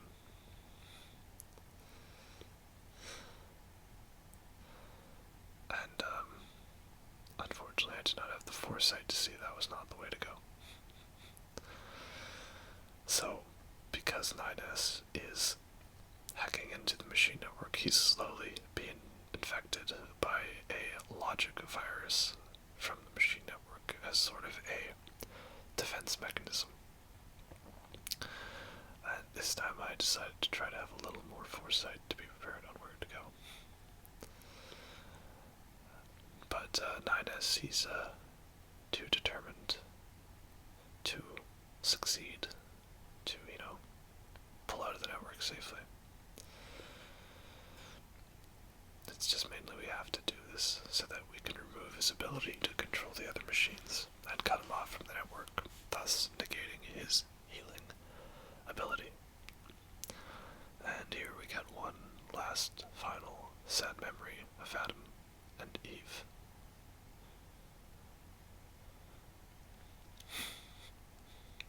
Though, I guess it's good that they didn't choose Cain and Abel. Even if Eve is a woman, it's a little more appropriate to not be Cain and Abel. And yeah, that allows us as 2B to weaken him enough. And here's another anime moment for you. Two characters punching each other while going, ha! Get why? It's a Japanese game. That's just how it is.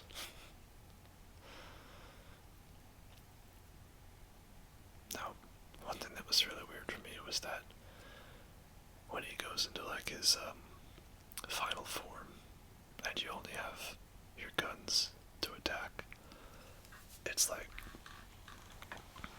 there's a bit where you're supposed to wander over to him and do the final blow. And it was weird for me because I was standing right next to him when I delivered that final blow. And yeah, that was a failed dodge. And so it just instantly went from me fighting him to doing the final blow move. It kind of really tripped me out, like I thought I had accidentally skipped a cutscene or something. And yeah, I don't know why my dodge just became so not on point here, but oh well. So this is the part where the game really punishes you if you have not upgraded your pods and put some chips into your ranged attack, because it's kind of all dependent on this, I'm pretty sure. You can't really get close to do regular attacks. Like, he's pretty persistent on moving away. You might be able to, I'm not sure. But it's alright, because I got that nice hit in with the bomb. And so now, this is the really tough part. You don't have close range, and you can only stumble around. And for some reason your health goes full screen, I don't know why. And this is where I thank God, or Yora, or whatever entity out there, for healing chips, for auto heal, and for gaining health from killing enemies. I don't know how you're supposed to do this part without getting hit. You have to have some pretty extreme dodges on you, because I don't think I dodged a single hit from his large blast. think you're supposed to wander over to him, and Pod says to finish him. But because I was over there, it just instantly skipped to the cutscene. And, that's pretty brutal. Not gonna lie. I like how this game has kind of a black and white color palette, so that this red really sticks out a lot more. And you'd think it's over, but that is really not true. In fact, it has only just begun. So, 9S, of course, is now being infected by the machines from having been in the network, and now in a way he's sort of becoming some second form of Eve. So you have to finish him off. And as I mentioned, this is sort of the concept of identity, right? You'll lose the you that exists in this moment, right? What is identity? Is it a collection of memories? Some kind of place-to-place moment we can look into? I don't know. Like, this will be a different 9S from the bunker than the one that currently exists. And now you may ask, why does 2B kill him by choking him? Well, for one, it doesn't have much close range ability, except for that sword you threw away.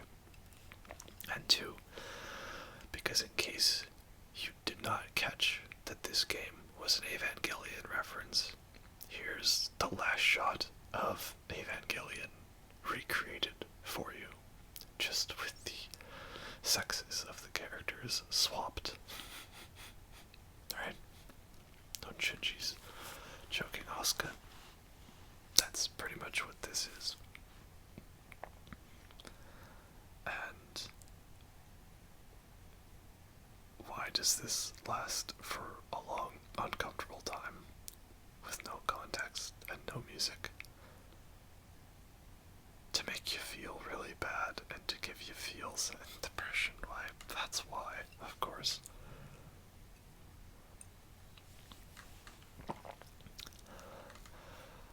And why is she so heartbroken?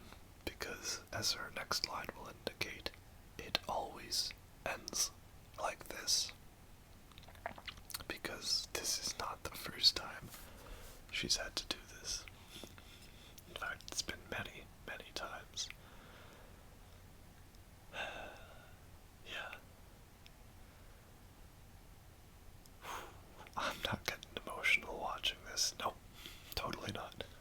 But, yeah, there's the line. If you're getting emotional, don't worry. We can be emotional together. I'm here for you to listen to your feels about this game.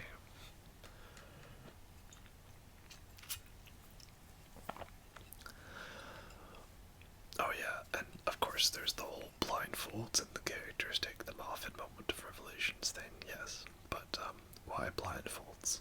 Well, they're meant to be combat visors. And why do they look like blindfolds? Because it's an anime. That's why. Right. That's half the answers to everything, is that it's an anime. But, yes. Thankfully, 9S has, like, updated something like through the machine, so he'll explain it in a second. I don't know exactly. But yeah, ending A, it's a warm, happy, fuzzy ending that leaves you fulfilled and satisfied. And I hope you enjoy this moment while it lasts, because after this, it's all downhill from here. Yep, it's just gonna get more and more emotionally destroyed. So yeah, that's 9S, somehow.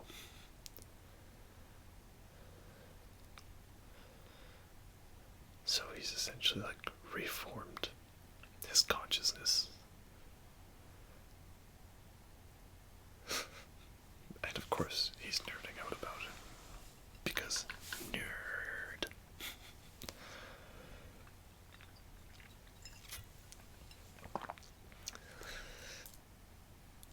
Aww. It's so cute and adorable. And yeah, it's all downhill from here. And here we go. This is the first time we get to hear the amazing track, Weight of the World. If you were playing as 9S, he would monologue over this part, and you would also get to see more of the weird red girls as evidence of the evil machine AI. So yeah, that's the end of Nier Automata. Or is it? Because, nope, we've got playthrough C to do. Playthrough B ends in the same spot. And, oh my gosh, a whole lot of shit goes down, not going to lie. So, to try to go through it as fast as possible, because I didn't show it because it's not a boss, this is A2, who we saw for a bit in playthrough A and B. So, basically, Yorha prepares to launch a giant strike on all the machines since Eve is defeated. And just right from the start of that cutscene, I get some End of Evangelion vibes. It's great. And we go down to fight the machines, and we start losing the battle because the machines all have like EMP generators. They're prepared for this fight. And then 9S noticed when he hacked the network that there was some kind of backdoor access to the bunker. And that allows the machines to send in a logic virus, corrupting all of the androids. 9S is the only one not corrupted, because he had cut himself off from the network. He wasn't attached to it. So, everyone's slowly being infected, you fight the commander, and everything. It's a huge, big set-piece moment, it's fantastic. And it all ends with 2B desperately trying to claw her way to some form of safety, even though she knows she's gonna die. And if you are the kind of person that hates that long, drawn-out part with 2B walking slowly, then you clearly do not appreciate the idea of video games as art. I'm sorry to say that's just how it is. It would be one thing to simply get yourself to teleport from point A to point B, or show it in a cutscene. But no, Nier Automata decides, hey, we will actually immerse the player in the struggle of the character. Because that is why video games can be an art form. It's one thing to witness a character do something. It's another to actually experience it. Yeah, and then A2 is there to save us. But since 2B is being corrupted, A2 mercy kills 2B and takes her sword, which contains 2B's memories. 9S is there to witness it, and he kind of snaps a little bit. Not gonna lie. I don't remember his voice actor's name. Kyle something. McCready, maybe. Something like that. He's great. He actually streams this game a lot. Does fun playthroughs and like reads like the plays of Nier Automata in 9S's voice. He's a really cool guy. Yeah. I haven't talked about this boss fight at all. Because it's just kind of a machine you fight, nothing special. But it's interesting because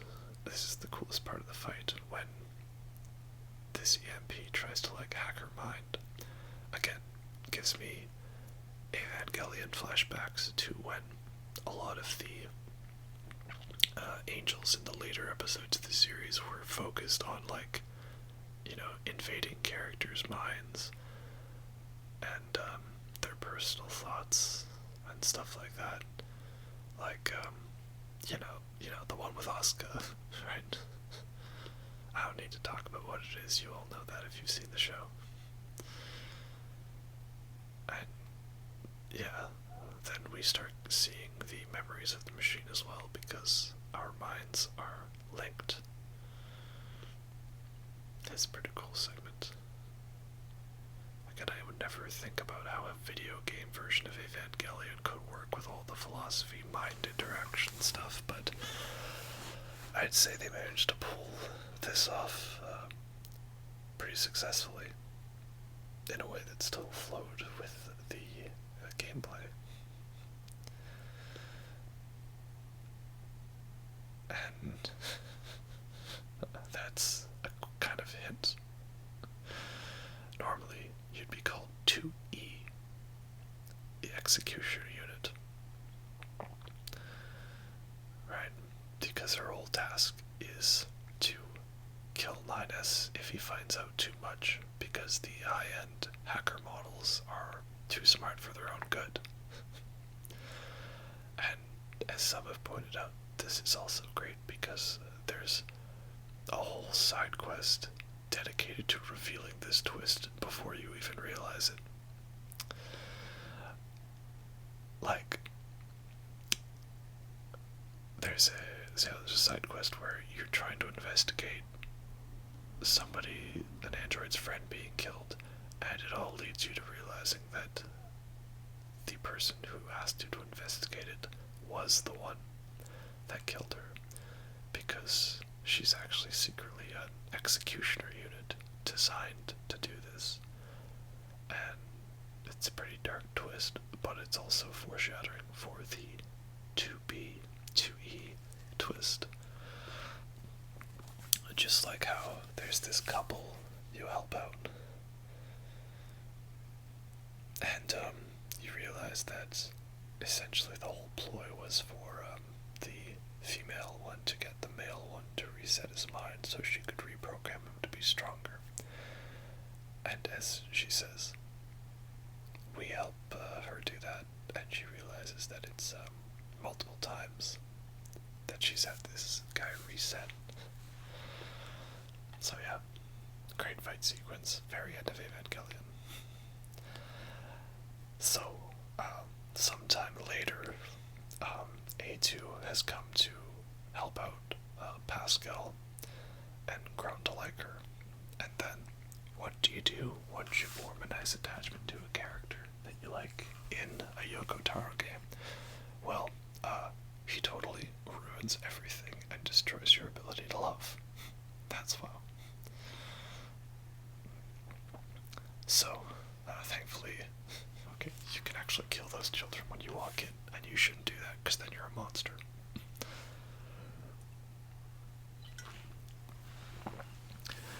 But yeah, the Berserk machines attack Pascal's village, and you're unable to save any of them except for the children. So they hide here in this factory because it's now deserted. And yeah, these guys seem really desperate to kill them. So yeah, you have to fight off waves of enemies and a few bosses, and defend the kids. And you put in all this effort to defend them, and well, I'm not gonna show it, but let's just say things don't exactly work out how you were hoping they would, unfortunately. So the other thing that has happened is a giant tower has emerged out of the central crater in the city. So while A2 is helping out Pascal and the machines, 9S is on a quest to enter the tower and try to kill it's one thing to like have the evil tower and evil entity be all like, you know, dark and twisted, but it's another thing when it's like all smiling and happy and being all cheerful that just makes you really, really sick of its positivity, knowing that it's like totally trolling you. And if y'all didn't think that the charged up bomb thing was OP, there is your proof of that now.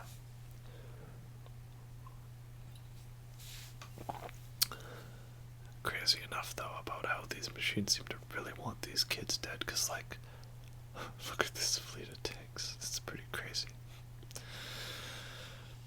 Also,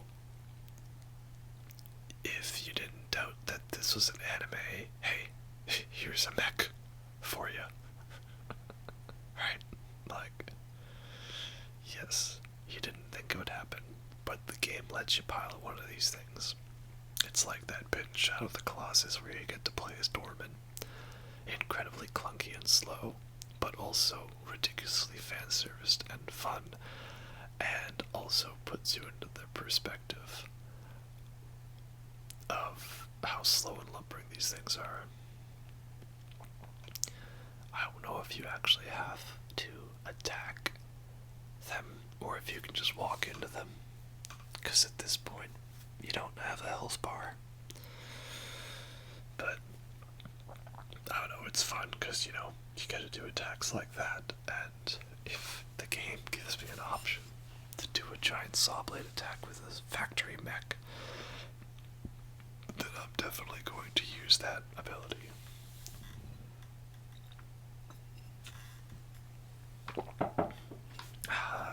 Gotta love my dark chocolate lagers. Chocolate porters, always great. So, yeah, as you will see eventually, well, sorry, you won't see because I didn't put it in, but it's for your own betterment. All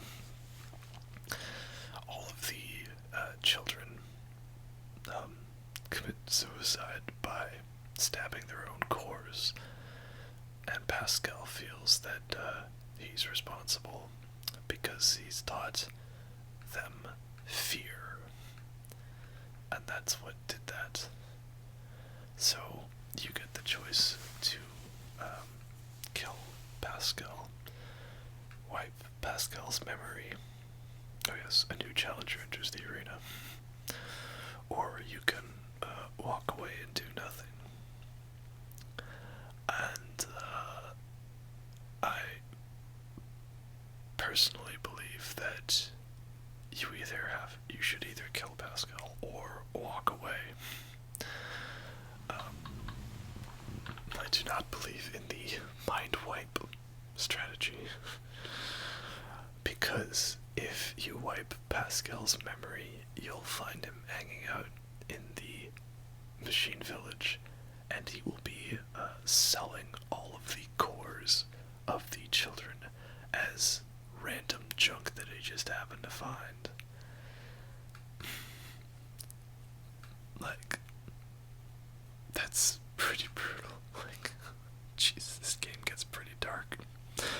But trust me, if you've made it this far, and you will see this through to the ending, trust me that this game has a happy ending and a positive message if you are willing to see it through. And not to get too emotional yet, but this is true of life. You have these dark times and moments so that you can learn lessons and benefit from them. Because despite what you may think, it does get better. Even if it seems like it doesn't. It does. So, all that depressing stuff I talked about happened.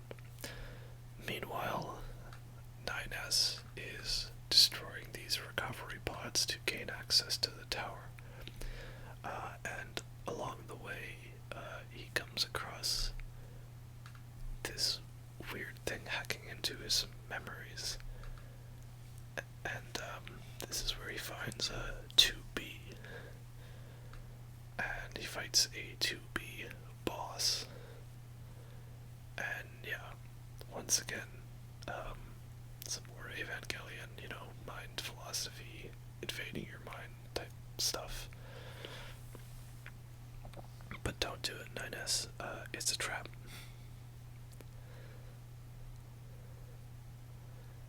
Yeah, man. Talk about 9S having a bad day with all the stuff he went through. If you think this guy is pathetic or a wimp, then you do not have the ability to empathize with a character. That's just how it is.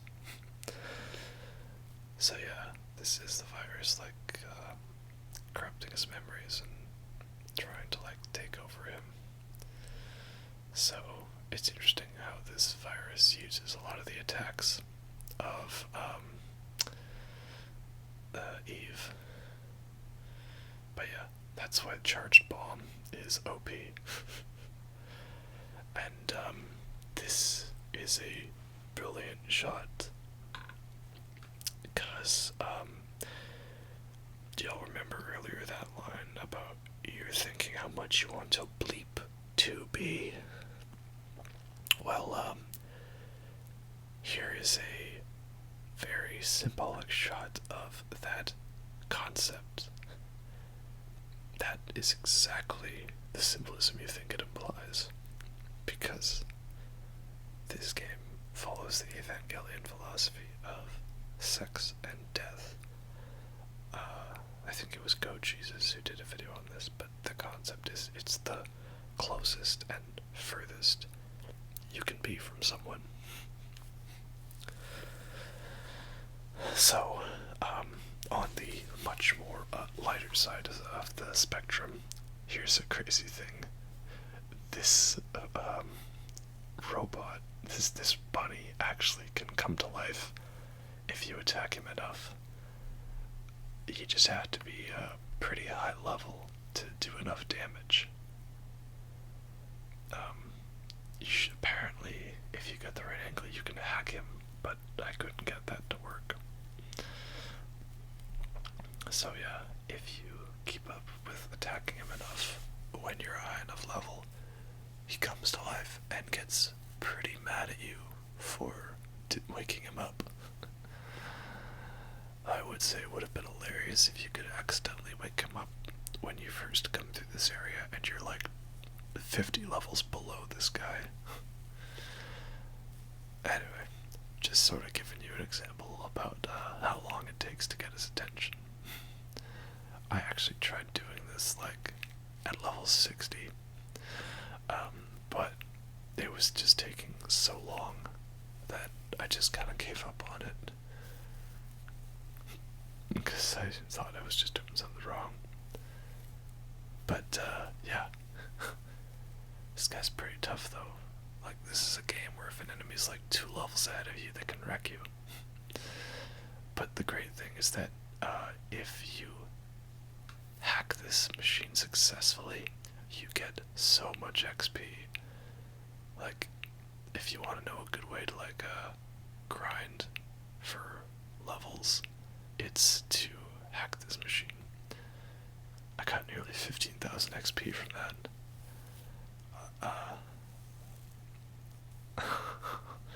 I wish I could have heard more of his dialogue. I think I killed him a little too fast by hacking him. But I also don't want this fight to go on for too long, because he's pretty tough. You saw how he hit me once earlier and took me for nearly 3/4 of my health. But yeah, that's my pro league strat. Wake him up, and then hack him, and then profit. Here we go, another hacking segment.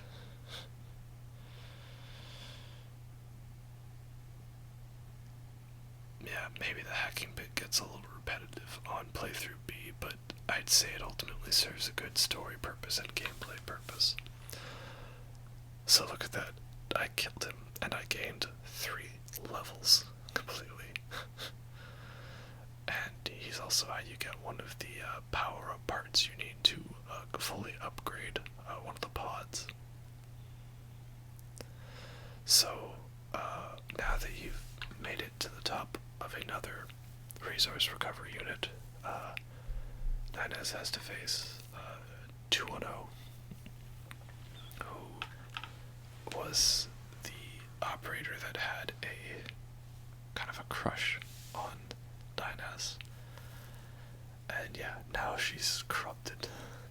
So, just to illustrate it again, if you wonder why 9S has gone a little crazy, the android waifu who liked him is now a corrupted, evil android with a virus who wants to kill him. And the android waifu that he liked is corrupted and killed, and now there's another one that he's trying to kill and take revenge on. And he also had some machine hack into his mind and tried to delete his memories of 2B, and then forced him to undergo a pretty humiliating fight. And this is officially where I stopped trying so hard on bosses, when I realized that I'm wrecking these fights pretty quickly now when I'm like 15 levels above. I don't know if bosses scale on hard mode, or if there was a feature you could have done. But that's essentially what I think would have given me a little more difficulty out of the fight. But I do like that this game isn't too tough, because I think it's one everybody should experience for the story. It would have been nice if there was a way to save her, but such is not the way that this always works in life.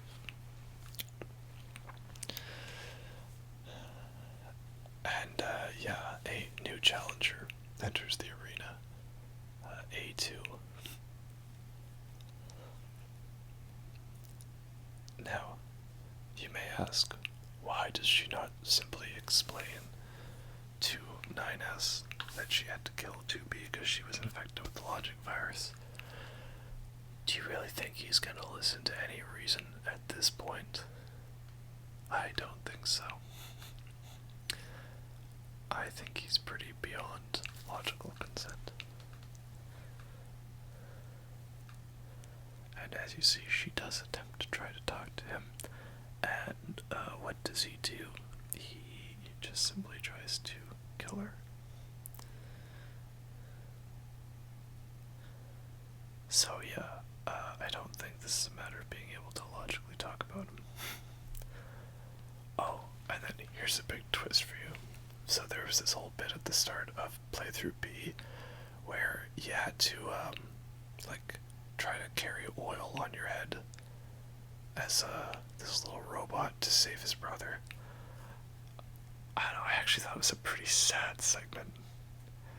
And then here's the crazy thing, is that I guess somehow all of these robots with the oil buckets on their heads actually somehow managed to revive him with that strategy. But yeah, I was kind of done with this fight, so yeah, there we go. That's it. Pretty crazy how they somehow actually managed it to work. Now, I didn't mean to attack here. This was like some input lag or something. But what is nice is you actually have the choice to walk away if you so desire. So I said, you know what, I don't need to kill him, so let's just walk away. So meanwhile, in the depths of the underground is Emil's home. So Emil is the creepy moon from Majora's Mask. And yeah, he was a character in Nier. He was like some Jack Skellington type guy of some sorts. Again, I haven't played Nier. I only have secondhand knowledge of that.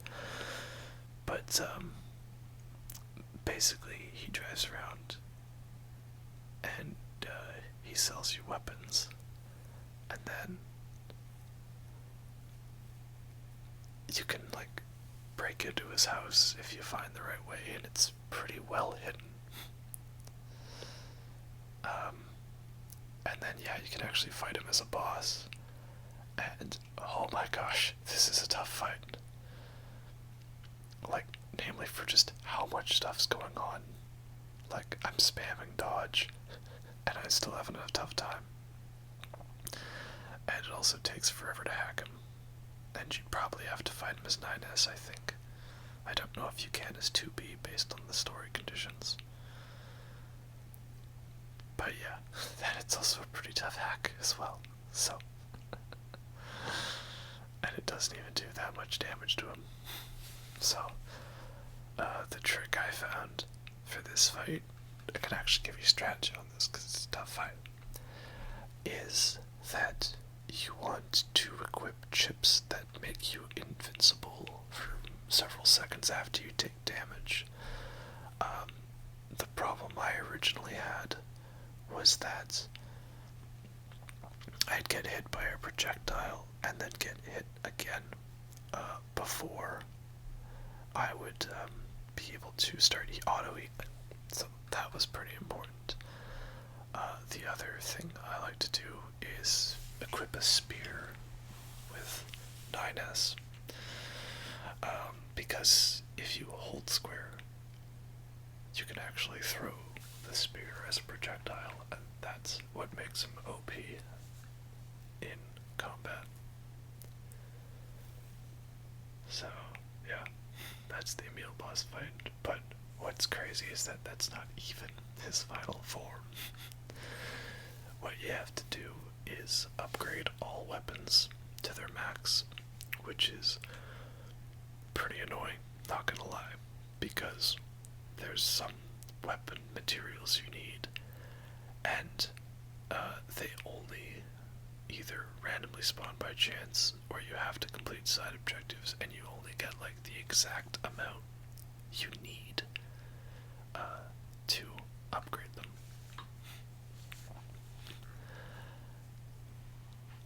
And so these heads are like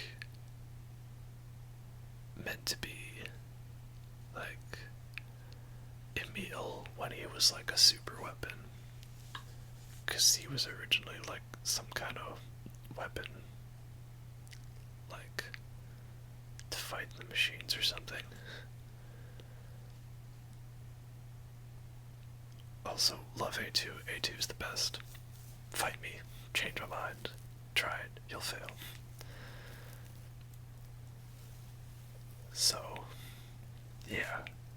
Definitely save this fight for after you've leveled up a little bit. I'm 88, and I'm still having a bit of a tough time, because he's 99. But, yeah, it's a great fight. It's like, in the desert, in a storm, really disorienting. Really great.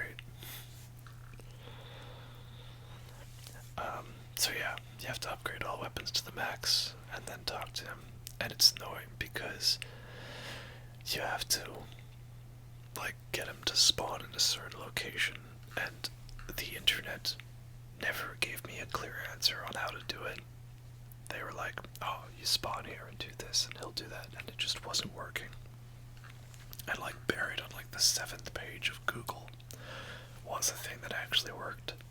So if you're the guy that told me the trick on starting on like part of playthrough C and then advancing the plot so that he would show up outside the resistance base, good on you, good sir. You did your part. I appreciate it. Because other than that, if you can't do all the other objectives and stuff and buy the things, then it's like you either run around hoping that the item spawns in a certain location. And I remember even with like item discovery and stuff like that, it still took me like an hour of running in and respawning and resetting the game to get these items to spawn. It was really frustrating. But it was worth it because you get to experience this great boss. But the important thing is that once you complete this boss on a playthrough, you cannot experience it again. And Emil is gone. Obviously, because he's dead. And, I mean, you don't need him. Your weapons are all at the max at this point.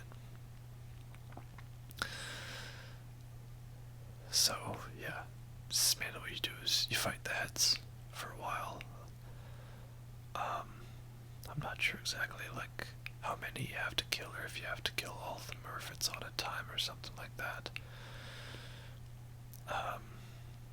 Because there's certain parts where, like, he actually has triggered dialogue, or if you're, like, supposed to go back to a certain area.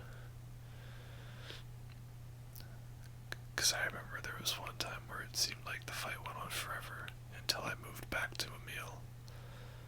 I don't know. And yeah, once again, this is all like references to the original Nier. And Emil says something about kaine. Is that how you say it? Kaine. And then everyone's theorizing that, like, A2 is potentially a reincarnation of kaine or something like that. And that has to do with the Grimoire Weiss or the Book of Spells or something. I don't know. Again, I'm sorry. I played this game because a friend told me it was good, and I thought I'd be able to finish it before Sekiro came out. And it ended up being a lot more in-depth than I expected. And I'm okay with that. But yeah, maybe I should go play some of the Dragon Guard games, or Nier. I'm sure that they are flawed masterpieces. And yeah, even though I don't know Nier or Emil that well, I still like this little speech his game. Even if it's pointless, you still have to do it. Yeah, pretty good response from Emil. So, yeah, what you have to do is quickly destroy one of those Emils before they explode. But if you want to get all the endings, you have to let them explode, and the Emils detonate and destroy the entire world. If you don't allow Emil to detonate and you kill him, then you can't do the fight again, and you will not be able to get ending. Why? Yeah, it all almost makes me feel bad that we raided his place and fought him there. Yeah, I would have thought we would have cared for some freaky Jack Skellington Majora's Mask thing strapped to some kind of weird vehicle selling us weapons. Yeah. It's pretty good. Pretty great story. Can't wait to see how Yoko Taro messes it up in the next one. Or more, messes us up. So, we managed to get into the main tower as 9S. And, wow, you want to talk about this AI being pure evil and just totally messing with us. Hey, look, he made a bunch of 2B clones to fight 9S. You know, because it's an evil bastard. So, yeah, if you want to talk about, wanting to sectorialize or penetrate 2B, then there's a lot more of that coming up right now for your enjoyment. Also, on our way to the tower, there were two characters, Devila and Popola, who I guess were part of Project Gestalt, which was a thing in Nier. And they finally got to sacrifice themselves to help you enter the tower and felt like they had some worth.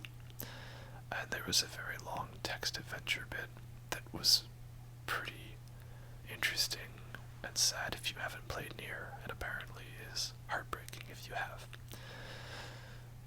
And just to make this AI even more of an evil bastard, he equipped them all with self-destruct methods, because he knew that 9S was going to get close to them. Yeah. Meanwhile, Meanwhile, A2 enters the library from Nier. Again, I haven't played Nier, but I tried to at least do some research on understanding the references and connections to the previous games in the series. Just, attempt to understand. But so basically, A2 realizes that this tower is a giant cannon aimed at the moon. She thinks it's to destroy humanity. 9S has realized that all of Yora and the androids were created by the machines to set up this perpetual war. So 9S, of course, has snapped a lot because of that, realizing that your entire existence is meaningless and pointless, and also propagation of an android AI system to continually destroy an enemy, because the machines feared that if all of humanity was defeated, that they would have no purpose. So, to give themselves a purpose, they created Yora and the androids. It's also detailed in the fact that the black box of the Yora models is made of the same design and material as the machine core. A2, I haven't talked about her backstory, but essentially she was supposed to die with all of her team on a mission, and instead she was the lone survivor. So now she's kind of suffering survivor's guilt. And it's just kind of been going rogue and on a kill spree to defeat all androids. And yeah. Also, shout out to the reflecting bullets. Great upgrade.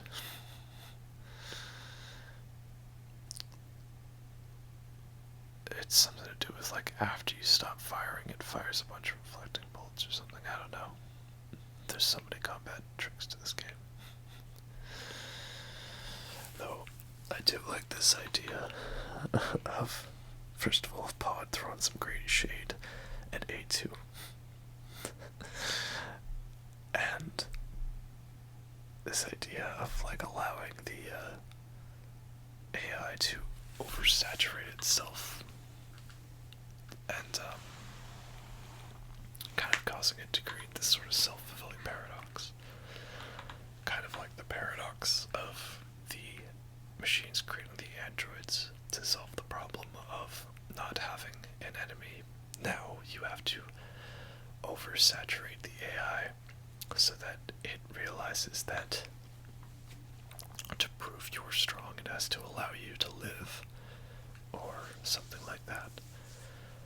And it's not really a boss fight per se, but still pretty cool set piece.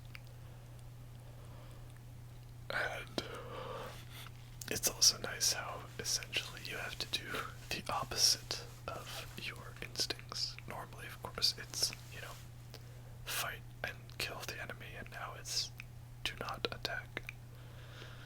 Pretty great stuff. Like, really, playthrough A is pretty solid. Playthrough B could be considered a little lesser for the repetition, but it is necessary for the story. And playthrough C is phenomenal, absolutely perfect from start to finish. A amazing thrill ride, not a wasted minute whatsoever.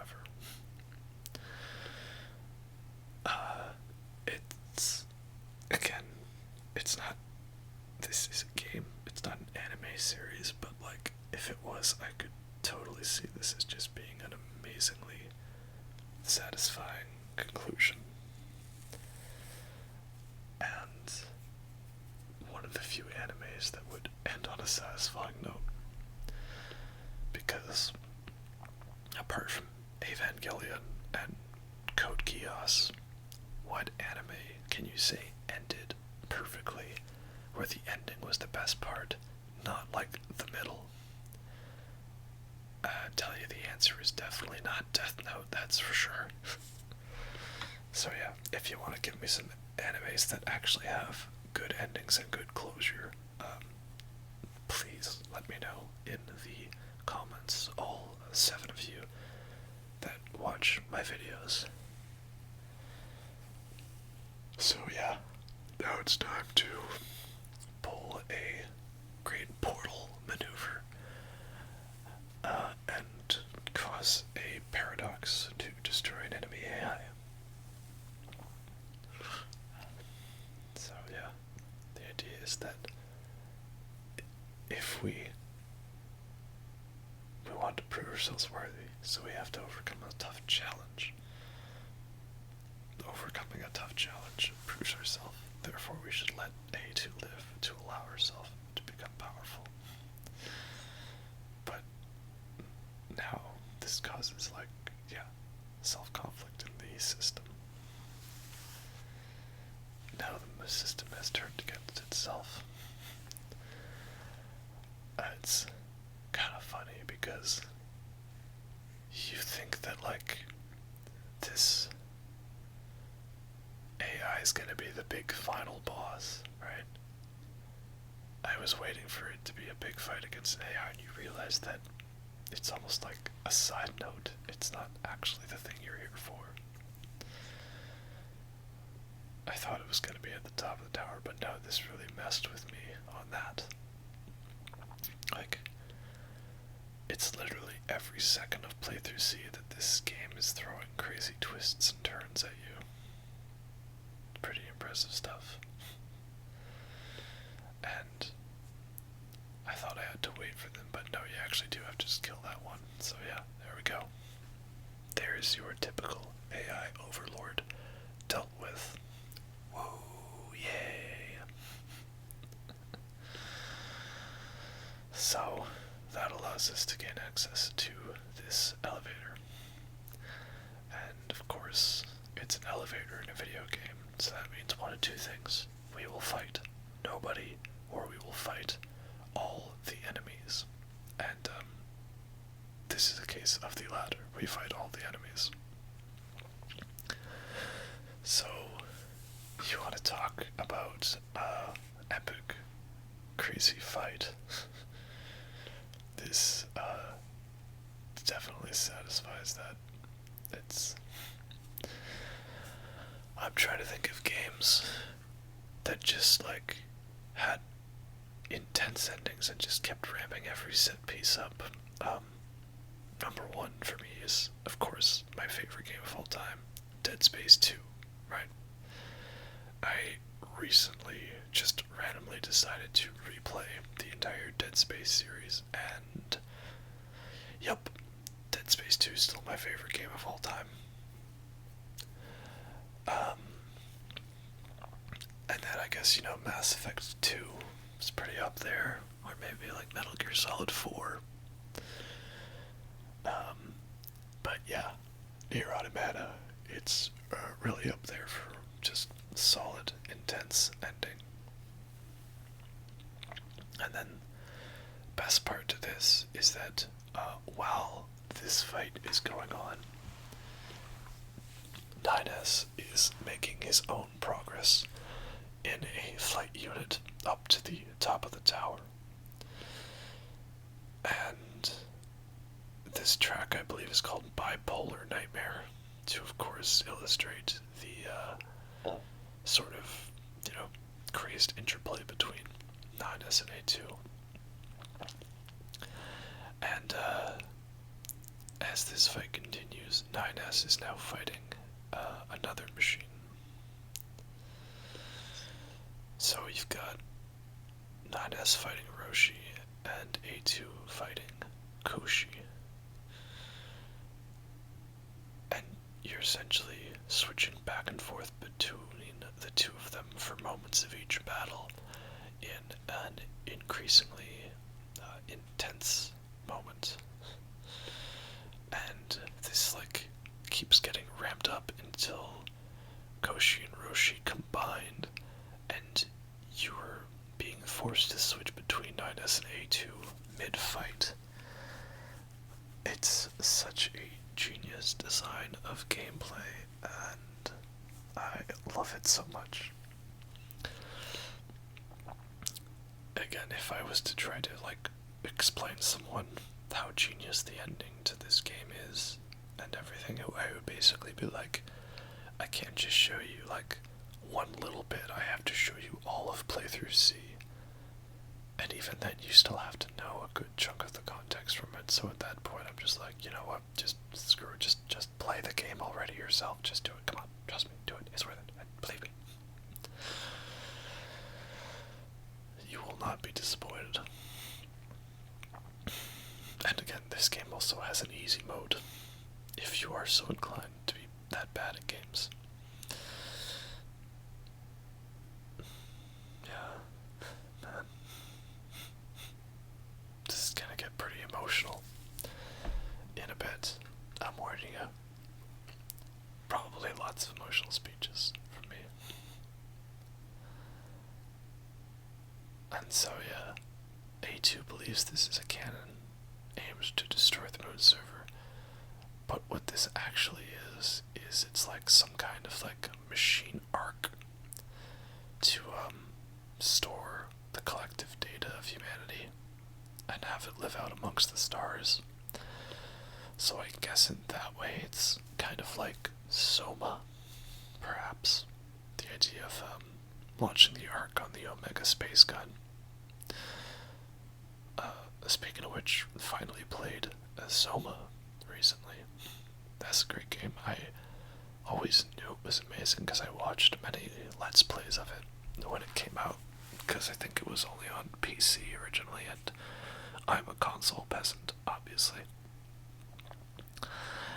And yeah, when they finally put it on PS4, it was a free game for the PS Plus. I just never played it, never got around to it, but I finally just decided to. And it was funny because I installed it and I accidentally hit the start button, and next thing I knew, 7 hours later, I'd, like, nearly beaten the game. It was just that immersive and fun of an experience to go through. But yeah, I kind of liken this element of the game, of the arc, to store humanity's consciousness, to the Omega space gun in Soma. And I don't exactly understand what Ro-Shi and Ko-Shi are meant to be saying, but they're just kind of like spouting on the generalness of humanity and androids and machines. All that fun stuff, you know.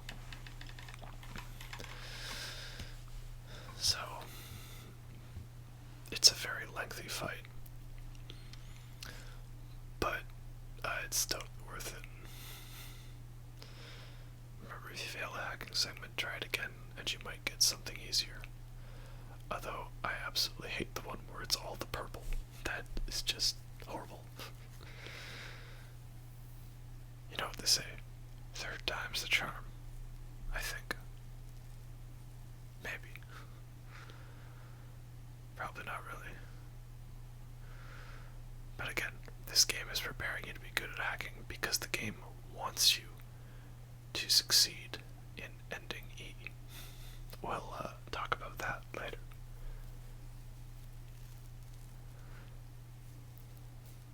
So yeah, after you do enough damage in each segment, it just continues on to the next one. Is there anything I've forgotten to talk about? I don't think so. That's the main extent. Machines fighting androids created by machines to fulfill some kind of ultimate purpose of continuing to have an enemy under the guise that they were fighting on humanity's behalf with some kind of fake dummy server setup with a backdoor order to allow for Yora to eventually be defeated by the machines themselves, so that they can, eventually take over in case Yora is no longer needed, which is essentially what happens at the start of playthrough C. So we finally reach the top of the tower, and 9S and A2 meet up, but they realize that they have to put aside their conflict for now, so that they can defeat the superior version of Ko-Shi and Ro-Shi.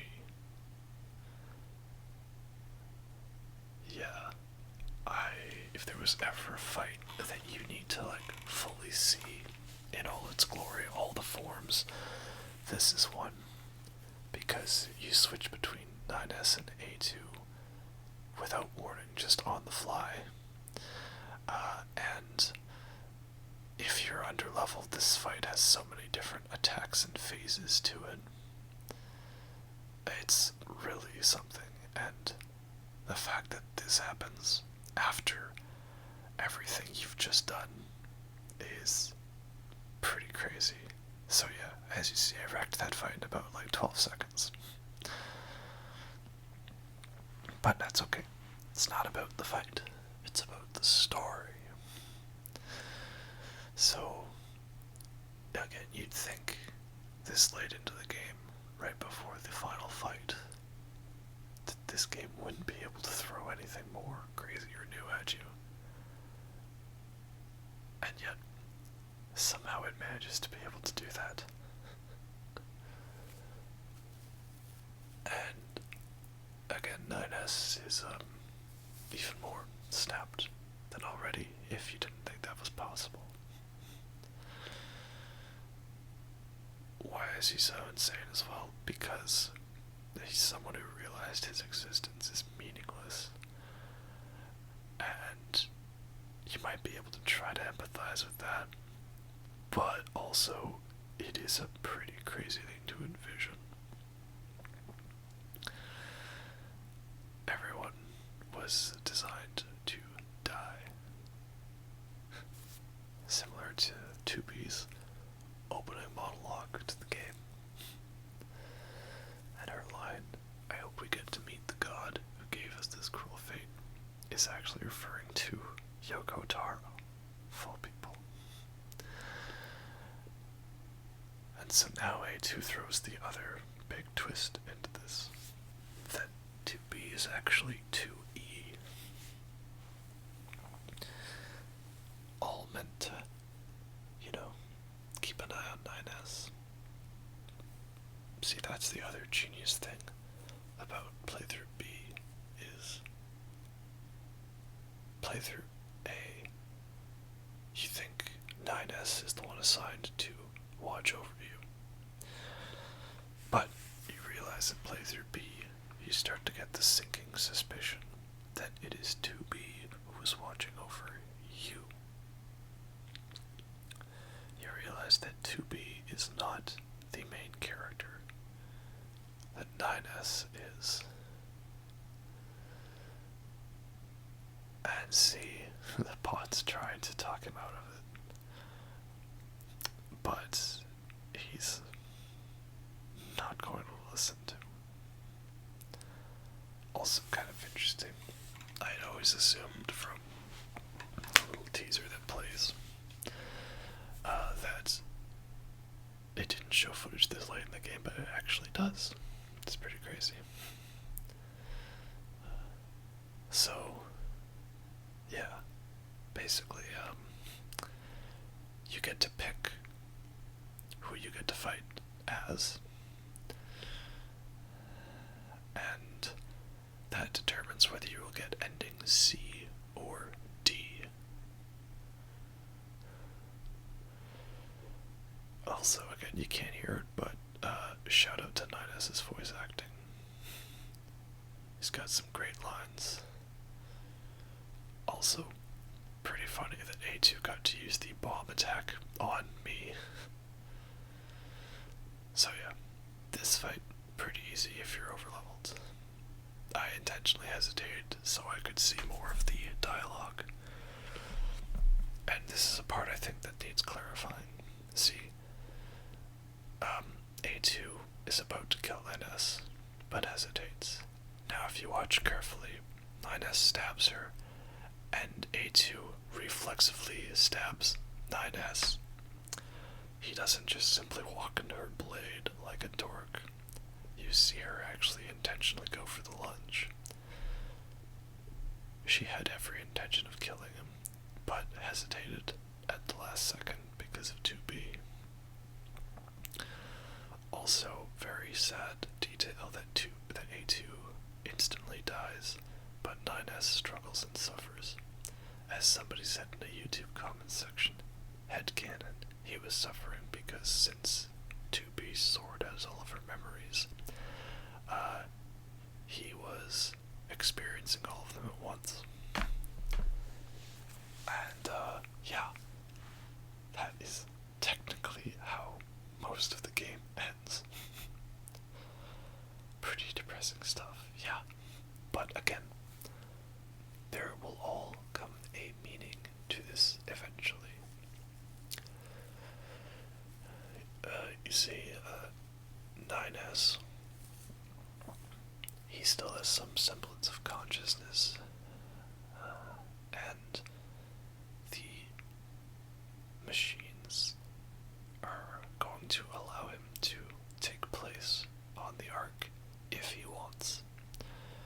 You get one more choice, whether or not you choose to stay or you choose to go.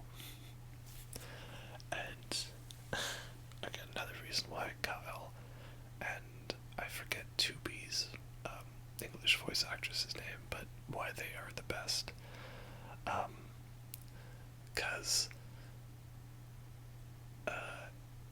so during these text moments, Kyle, he'll actually be reading these out like perfectly in 9S's voice, which is really cool. You get to actually hear it properly voiced rather than just reading it as a text adventure. And there's the bit where he gets to decide to stay or go, and at that moment, 2B, her actress, chimes in with, "Stay with me, 9S," perfectly in her voice. And it's just like, oh my gosh, it's so adorable. Stop, please, stop. So, yeah, this is kind of like him sort of seeing the light, his dying thoughts before it all ends. And yeah, not the happiest of endings, but again, it's not the real ending. The real ending is ending E, which happens only if you play both endings C and D. You have to go back and use chapter select. So yeah, the original idea was to destroy the moon, but after contemplating the meaning of existence, they've decided to change it to an arc to send the memories of the machines to a new world. Is it safer among the stars? Is it even worth it? Well, as said in Evangelion, as long as one human mind remains, as long as one human soul is out there, there's something for humanity to carry on with. At least that was the idea of Ava.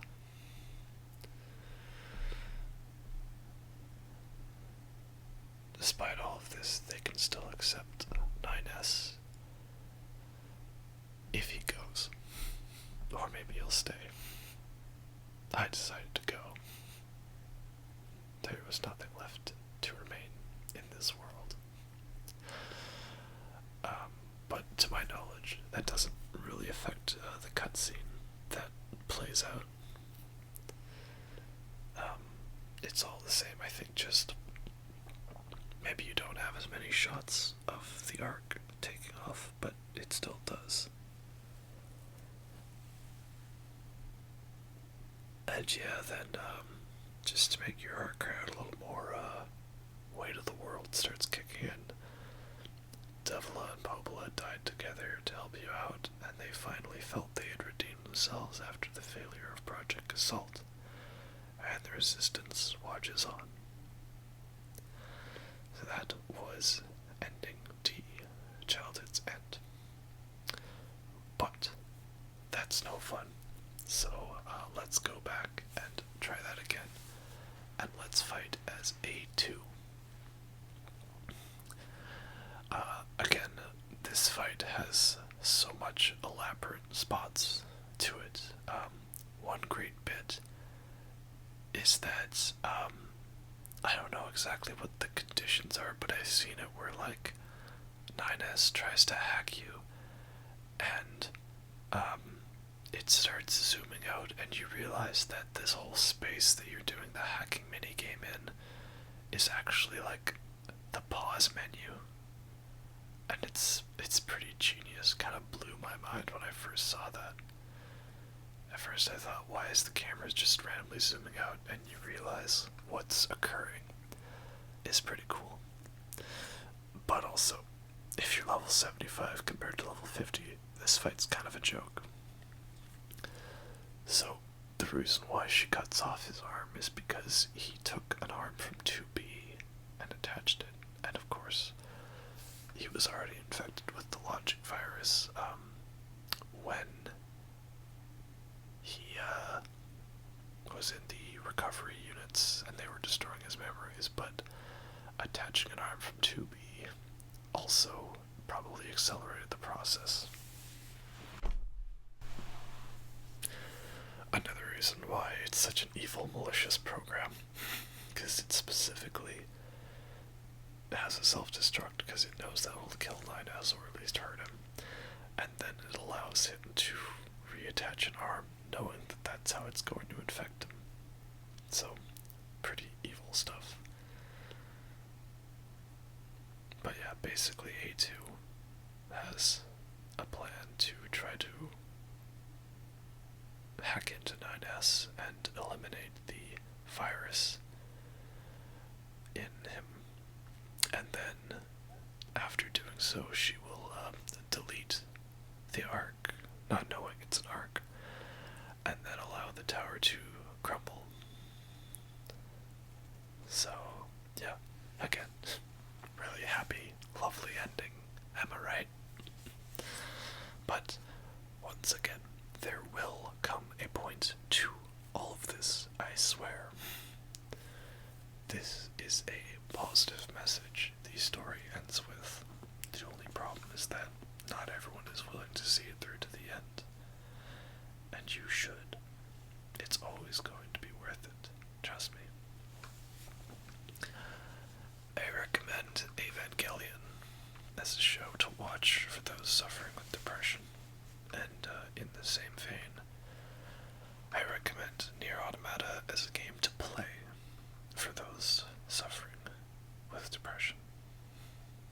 It's, I think something that will connect with people on a lot of levels for many reasons. So, A2 has finally finished her duty now that she's going to shut down the tower and delete all of the machine records. And for those of you who don't understand her final line, it's because her whole life has essentially been spent fighting machines, trying to avenge her fellow androids. And in this last moment, she finally has a chance to realize how beautiful this world is, and knowing that she'll get to see everyone else again. Yeah. And that's why A2 is my favorite character. So that was ending C, meaningless code. But, that's no fun. Because at this point, you're probably saying to yourself, wait, that's it? That's everything? I want more. I want a proper ending. So now that all the androids are destroyed, the last thing to do is for the final stage of the project is to delete all of the data and end this once and for all. And the credits scrolling down is your first clue that something different's about to happen. So, you have to perform a data check, to which you say, yeah, sure, go on, do a data check. So, there's the data for the main androids still exists there. And what you should do is, of course, delete all that. But Pod 042, the unsung hero of this series, says that he does not want to do that because he believes that these characters still deserve a chance. Perhaps the pod does have emotion. Perhaps that you were actually controlling Pod 042 the whole time, and the pod was controlling 9S, A2, and 2B. You see, right now, Pod 042 is the player, and Pod 153 is the developers. The developers are saying, no, you have to accept our ending because we said it's the way it is. And Pod 042 says, no, we do not have to play by those rules. Do you still wish to survive? To which we say, yes, we do. And how does this game end? What's the real ending? The end of your Why? It's the thing that this game has been preparing you for the entire time. One more final bullet hell sequence. So, I cannot begin to describe how genius this ending is. This is the greatest end credit scene in video game history. Maybe, I guess, bar Undertale, that's debatable too. I'm gonna say it's the greatest for the purposes of this. You see, what you are literally doing is fighting the developers, right? You, the player, are fighting against the authority figures, saying you have to accept the ending for what it is. The developers are trying to make you accept the story they want, and you are given the chance to say, no, I do not accept that. There must be more to this than what you have given me. And so again, it's a bullet hell sequence in the exact same style as the mech fight sequences, both 2D and 3D. The gameplay with the androids that shoot projectiles, all of the hacking mini-games. Literally everything has trained you for this moment. This is your time to shine.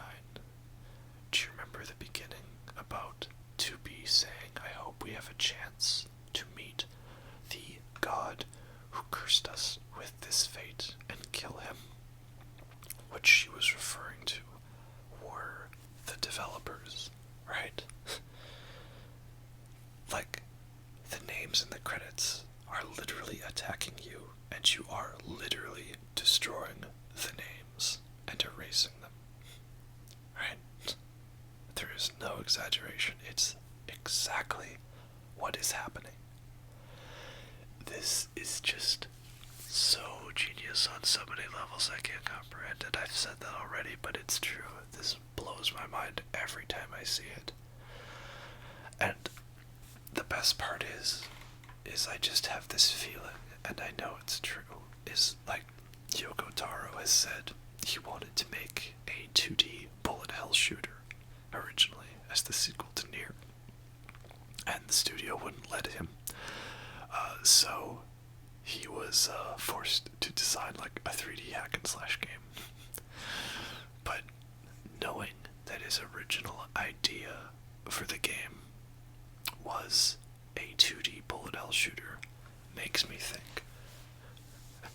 sequence, the credits, was the first thing he designed for the game, and that everything else was all a build-up to this moment. Right? If you do not understand the significance and the meaning of this scene, then you should not have been playing this game from the first place. If your first thought is, just another stupid bullet hell segment I have to do to get an ending for some cutscene or some trophy, then you are not properly experiencing this game for what it is. And I really feel bad for you that you do not have the ability to empathize with characters and understand the reasonings behind this. This ending is a work of art, a masterpiece.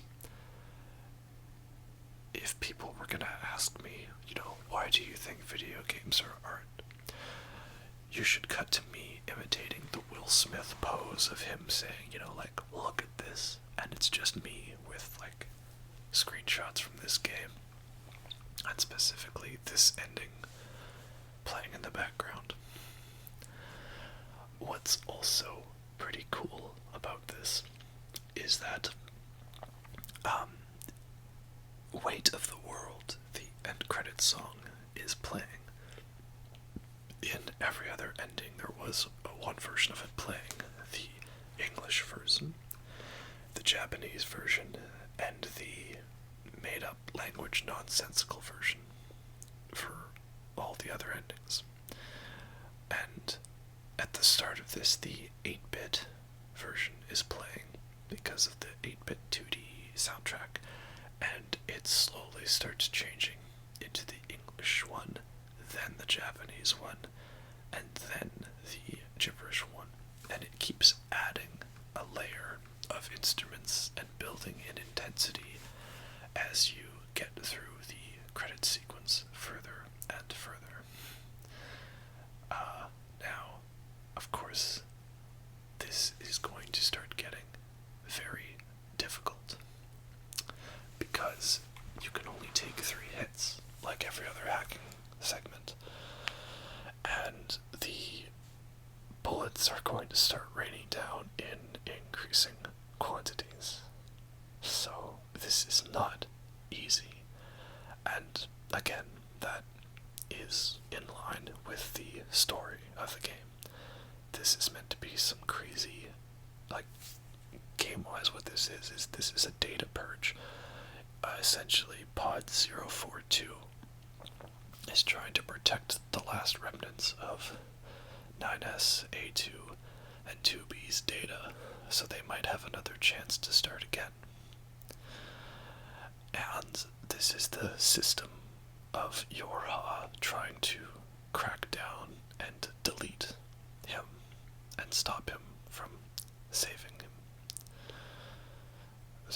them. So as you see, I think I did a half-decent job getting this far, but ultimately you're not going to be able to last, and you will probably suffer defeat.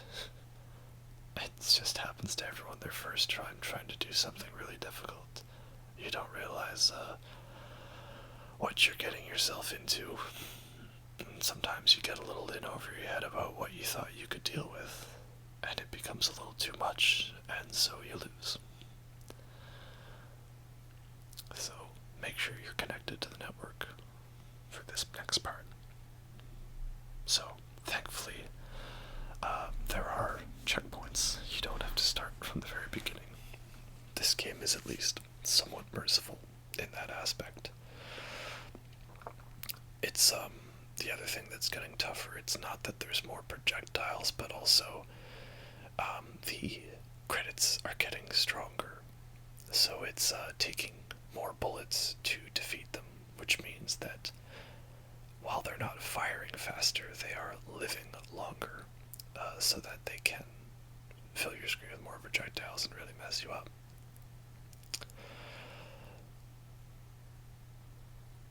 But hey, it's okay, right? You got a fresh start on this difficult task. You're gonna be able to do it this time, right?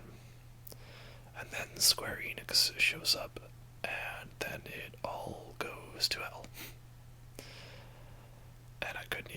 Business Division 6, but somebody has sent me a message. And so I say, do I accept defeat? No, I don't accept defeat. And at first there's a message there, and you think, oh, that's a thing, I wonder what that is from fallenness. It's sad, but things don't always work out.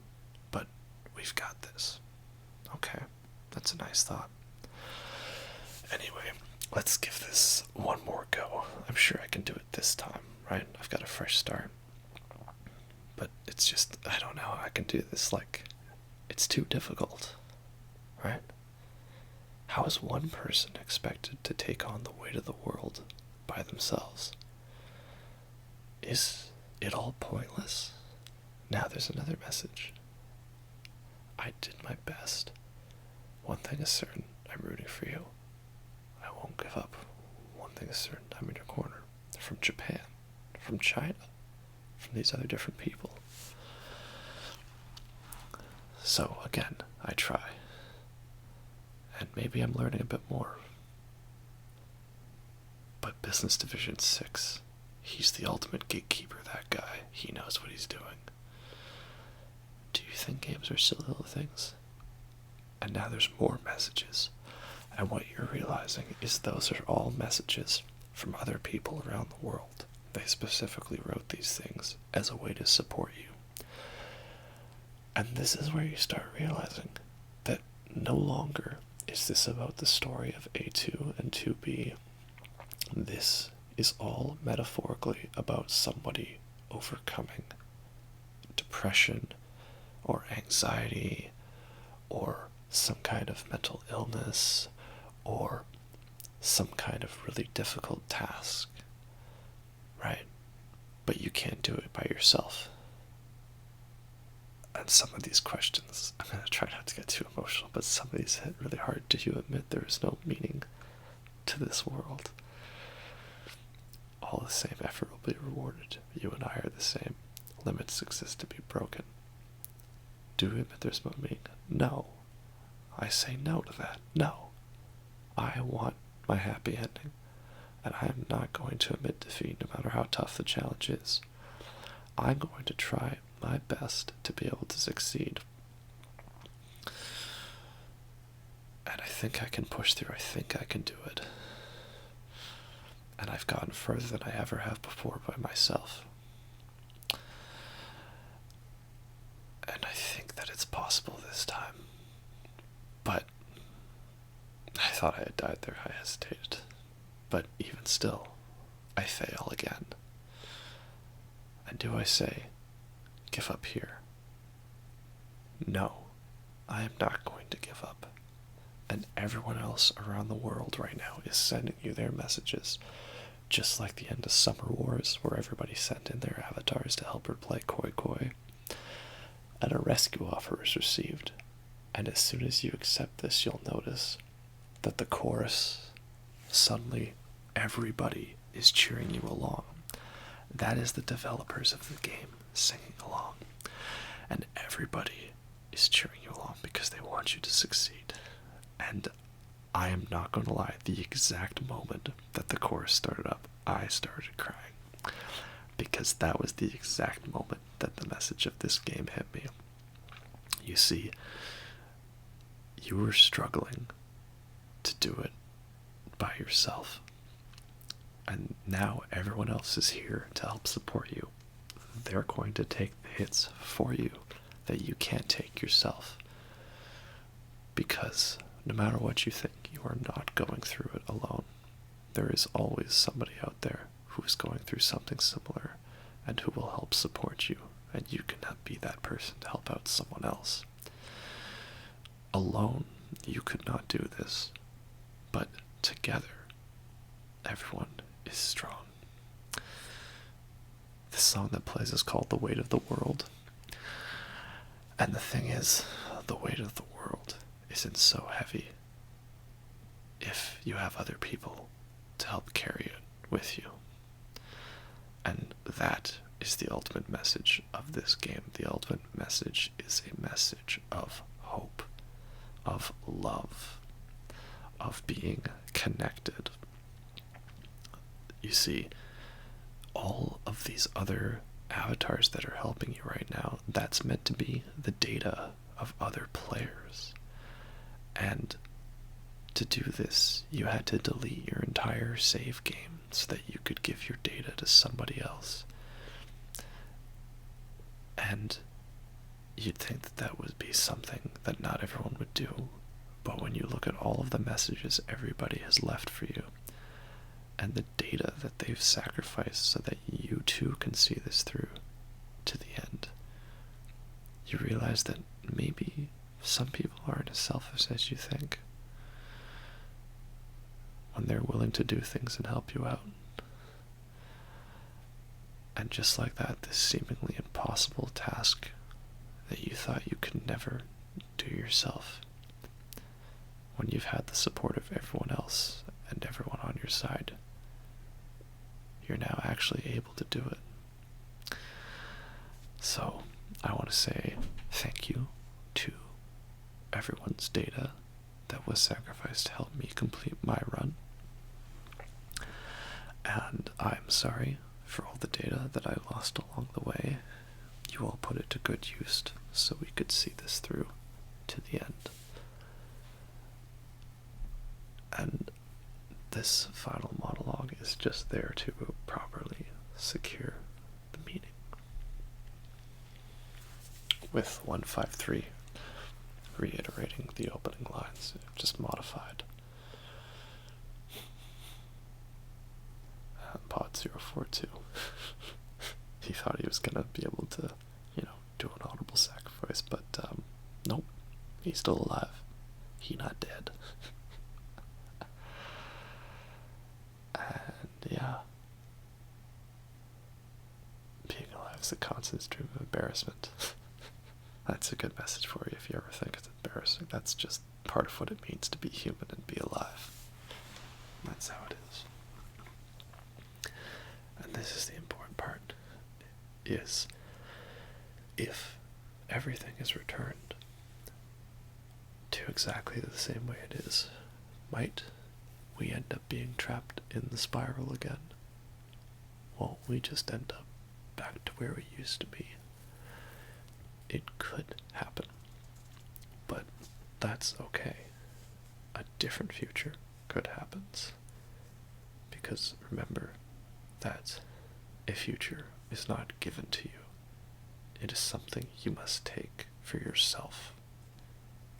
That right there, the final line there, is the true message of this game. For all you who think that this game is bitter and nihilistic, you have not seen it through to the end. Also, apparently those birds is some kind of Drakengard reference or something like that, and I would not know, because all I know about Drakengard is that boss with the rhythm. And now here we go, the ultimate sacrifice you can make. Oh yes, and if I didn't mention already, there's a reason I named my characters Bookface. Yeah. So, yeah, shared it from Canada, and I don't know, I was trying not to think too much about this. I wanted to keep it quick, but what's interesting is you have the option to put a nasty message in if you want.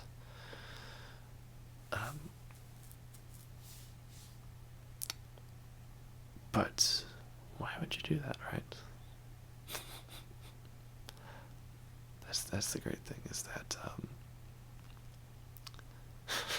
sorry, some of these bad messages make me laugh. If you put in a bad message, you don't get the option to sacrifice your data, and your message won't appear to other players. Yeah, I don't know. I had a hard time deciding on what to say. I mean, a lot of those are good messages, important things, you'll say. But yeah, sometimes feel trapped, and yet still, if you won't do it, who will? From Canada. Even though you can put a nasty message in,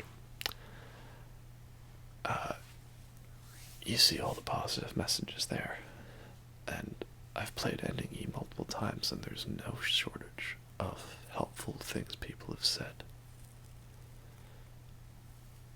And yeah, you can sacrifice all of your save data so that somebody else might have a chance to see the game through to the end. And the game really hammers it in on this point, asking if you really want to know. Right? You don't know who they were. You won't get any reward for this. It could be someone you hate. And you've unlocked chapter select and know it's going to be gone forever. They really want to make sure this is a thing. That we're just doing this for show. And I say, yes. I sure really want to do this. I do. And then just to rub it in your face, they slowly show all your entire inventory and save data being deleted. You see, to quote that other game by Kojima, the markings may be erased, but the memories will live on. You can erase the names, but everything else will stay there with you. So, yeah. I mean, obviously I waited until I platinumed the game first before I fully deleted everything. And, yeah, that's okay. That's just how it is. But yeah, basically that is Nier Automata. Fantastic game. If for some reason you watched all of this before playing this, y'all really made a mistake, because you should, experience this for yourself. Really, truly, it's a masterpiece of the game. Anyway, once again, gonna do my final shout out. Thank you to everyone who watches my videos and puts up with my incredibly slow upload schedule. The only consistency with mine is that there is no consistency. So yeah, the final words. To all of you who spent time watching this video, thank you. Thank you for watching. Thank you for enjoying me. Thanks for listening to my rambles and my rants, and maybe I'll see you in another game in the future of some sorts. Anyway, hope you all enjoyed that, and have a good night.